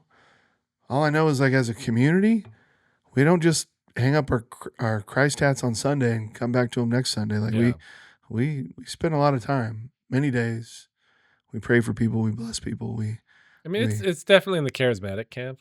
Is that what that is? Yeah, I don't think it's Okay. not like hard, like Pentecostal level charismatic. Okay. But Mosaic's definitely charismatic. So what makes it charismatic then? I don't. Belief in the Holy Spirit and like the pouring out of blessings and That's charismatic. yeah. Huh. So like Correct me if I'm wrong, but yeah. I wouldn't be able to. Ben, can you correct us, please? So like the speaking in tongues, is that not charismatic? Okay, the charismatic church is a Christian church that emphasizes the work of the Holy Spirit and the gifts of the Spirit. So yes, That's yeah. us. That's That's where us. like speaking in tongues is a very Pentecostal thing. Okay. Now, like if you go like hard Pentecostal, they don't believe that you're even saved if you haven't spoken in tongues because you don't have the Holy Spirit in you. How do you know? Well, so what I was hearing in one of the books that Paul wrote was that you can have somebody speaking in tongues, but you also have to have part of your body that is interpreting those tongues. Otherwise, you're not Yeah, doing it right. Paul said that I would rather you speak 10 words of prophecy than 10,000 words in tongue without an interpreter. Right, but also clarifying that like there is power in that as long as you have the interpreter, and the interpreter is the Holy Spirit. So it's Now, just, like I mean, like my dad's a big proponent of like just speaking in tongues, like in your prayer closet type of thing. what's up with this prayer? Let's get back to that. Keep going. Um, and I've always been of the argument like if you don't have the interpreter, and dad, like I haven't personally been there, but dad's been in conferences where like some guy who like had a major speech impediment couldn't talk clearly at all. They're at a big conference. Someone gets up, not this person, but someone gets up and speaks in like some foreign ass language in tongues, whatever it is. And then the guy with the speech impediment just got up and like in perfectly clear English interpreted what the person said and then went back to speaking like a donkey. That would be so cool to be there. Yeah. So my dad's witnessed that. That's cool. And that would be the case where like, yeah, the speaking in tongues is good with the interpreter. Now what you see at a lot of Pentecostals churches where like they just do it every Sunday, you get noisy and rowdy, and then people go up and pray to have their demons cast out every single Sunday. Same demon keeps getting back in for some reason. That makes me a little jaded toward Pentecostals. Or that I shouldn't say Pentecostals, but toward that mode of Christianity. So casting out demons, not charismatic or charismatic? They would definitely fall in the charismatic camp. It's also a Catholic thing too. So there's cross. I don't feel like Mosaic's touched on that so much. Like we bless people, but I don't have. Do we cast out demons? Is that something? Well, I would say that falls under inner healing with Right, the I was scope thinking that of- too. Yeah. Yeah. Scope of Mosaic. Not in the direct, not in the like exorcism sort of way. Yeah. Yeah. We might get there. We'll see. I don't know what Tarot's planning. I wouldn't even say it's what Tarot's planning as much as like what's Sure. God planning?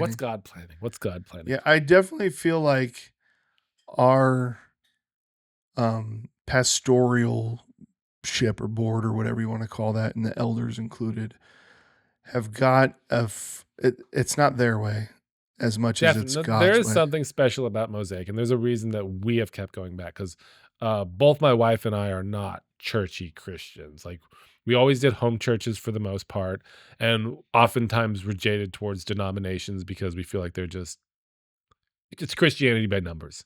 Basically, they're painting by number, and they're just doing the assignments, and there's not really meat anywhere in what they're doing. It's all just milk. It's all basic Christianity stuff. And you know, when my mom started going to Mosaic first, and that's how we got connected with them. And just hearing Terrell preach, it's like, okay, there's something far deeper here than you get from your average pastor. Yeah. Did you feel that way when you were there when Kyle was there too? Uh-huh. Yeah. I still felt that with Kyle too, and I even felt the first time we went, Paul was the one that gave the sermon. Yeah. One of the elders, Paul Hagler. It was Christmas Eve of 2021. He wasn't even the pastor, but we were like, "Oh, this is a cool church. Yeah, what a cool pastor." Come to find out, that he wasn't even- a lot of the people in the church too are seeking God in the same way. Like there's definitely there's just something going on there. It is cool. Yeah, it's very so cool. blessed. We're blessed. I mean, but from my own lens, and just I haven't been able to thrive in life as much as I've thrived here. I mean, even the friendships we have, the community we have. I got some really close friends back home, but none of them could I get vulnerable and deep with. And that's super important when it comes like it's hard to truly be friends with people unless you like on the deepest level, unless you really believe the same thing. Yeah. About the world and about spiritualness and about just the shaping of where we all came from. Yeah. Like Saturday when we had our conversation and I was working through what I was feeling. By the time we got done talking, I was like, whoa, that's not what I believe at all. I'm glad we talked through it. I would have never got to that resolution Mhm. talking with people back home. Mm. It would have probably just turned into like, let's just throw, vitriol at that topic. Mm. And Or we're just going to avoid it altogether. I feel like a lot of churches Right. too are avoidant of let's not talk about the hard things. yeah, Let's not talk about that confuses me in the Bible or whatever. I mean, yeah. Or even the fear of, if I tell you how I really feel about this person, you might go tell that person. Like that oh fear. yeah. Or even like, to some degree, like afterwards I was like, oh, Crow, like who is Amos going to go talk to? But then I was like, no, Oh, I'm a lockbox. well, not right. But I feel like almost anybody at church would be that way. But even if they did go tell him, like, I don't think we were talking about anything that was like, I wouldn't have to defend myself. Yeah. Like it's a pure heart here and a pure heart here. Yeah. And No, man, that's cool here. it seems like everyone at churches, their intentions are the best. They want everyone to be better around them. It's certainly not a church of gossip and a church of tearing people down Right. and like climbing a ladder or being on top. But what's crazy is when I At least moved not out in my here, experience. my in-laws were like, you better watch what you say about other people because it gets back around to that person. Like these Texas towns are too tiny It can. Oh yeah. and everybody knows everything. What goes around comes around for sure. Yeah.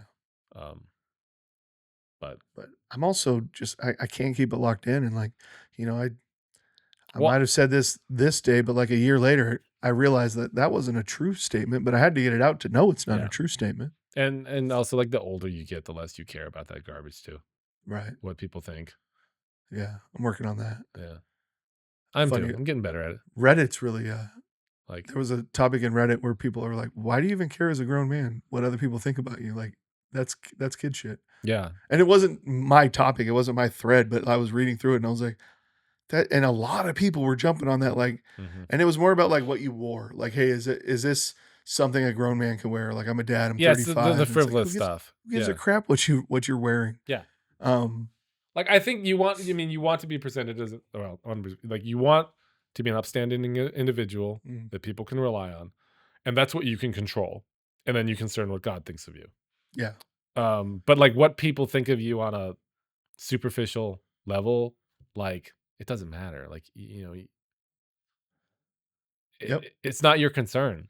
Right. It have doesn't no it control doesn't over it. help or hurt my salvation. That's As the long thing as is- I didn't sin against him, that's I mean, David Mamet said, "Don't seek the things that you can't give yourself."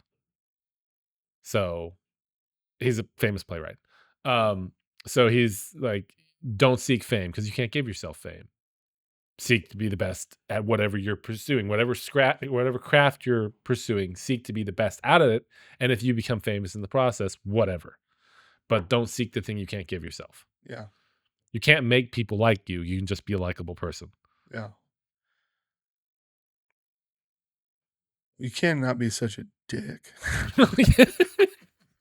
If you're coming across that way, like you can change that. Not you. Well, I learned something new about myself. Man. I can be sometimes. Especially, No. especially in like a good work environment where it's my job to be a dick. I can do it. No, I was thinking more of me. I was saying that about myself. Like I could not be a jerk to people. Mm. So I feel like I could be closed off to some Mm. very like, sheltered and let me just keep my circle small. Yeah. I've never experienced that from you, but I guess I'm in the circle. Yeah. Like I'm a polemic. I'm telling you, like Give him a I said hug. on that first podcast, the day that you came up for the prayer that you didn't get a prayer for was that was cool, man. I was enamored by like, wow, this guy's different. And he doesn't care what people think. Mm. Like you're really secure in yourself as a young man. Well, I say young because I'm present older that- than you. I present that way. Yeah. All right. All right, we're done. I think I think that was a good solid talking about stuff. Yeah. Why stuff now? I don't know. I'm just trying to be friendly for Less the kids, cursing? I guess. Friendly for the kids. I already said- it's not cursing. It's profanity. Cursing is like, when you put a curse on Oh. someone. Same thing with swearing. You're not swearing is taking an oath. I do get, it's a little bit of a pet peeve of mine when people Okay. call profanity cursing or swearing or whatever. Clip that. Clip it. Awesome, man. Thanks for All having right. me over. Thank you, Kyle. Have a great night. All right, you too.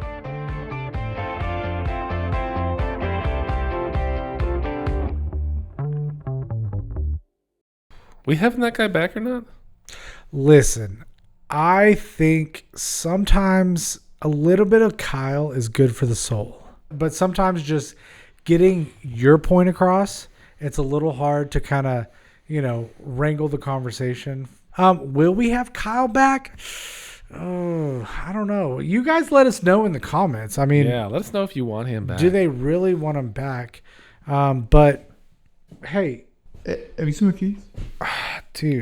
dude, we're right in the middle of this. I didn't know you.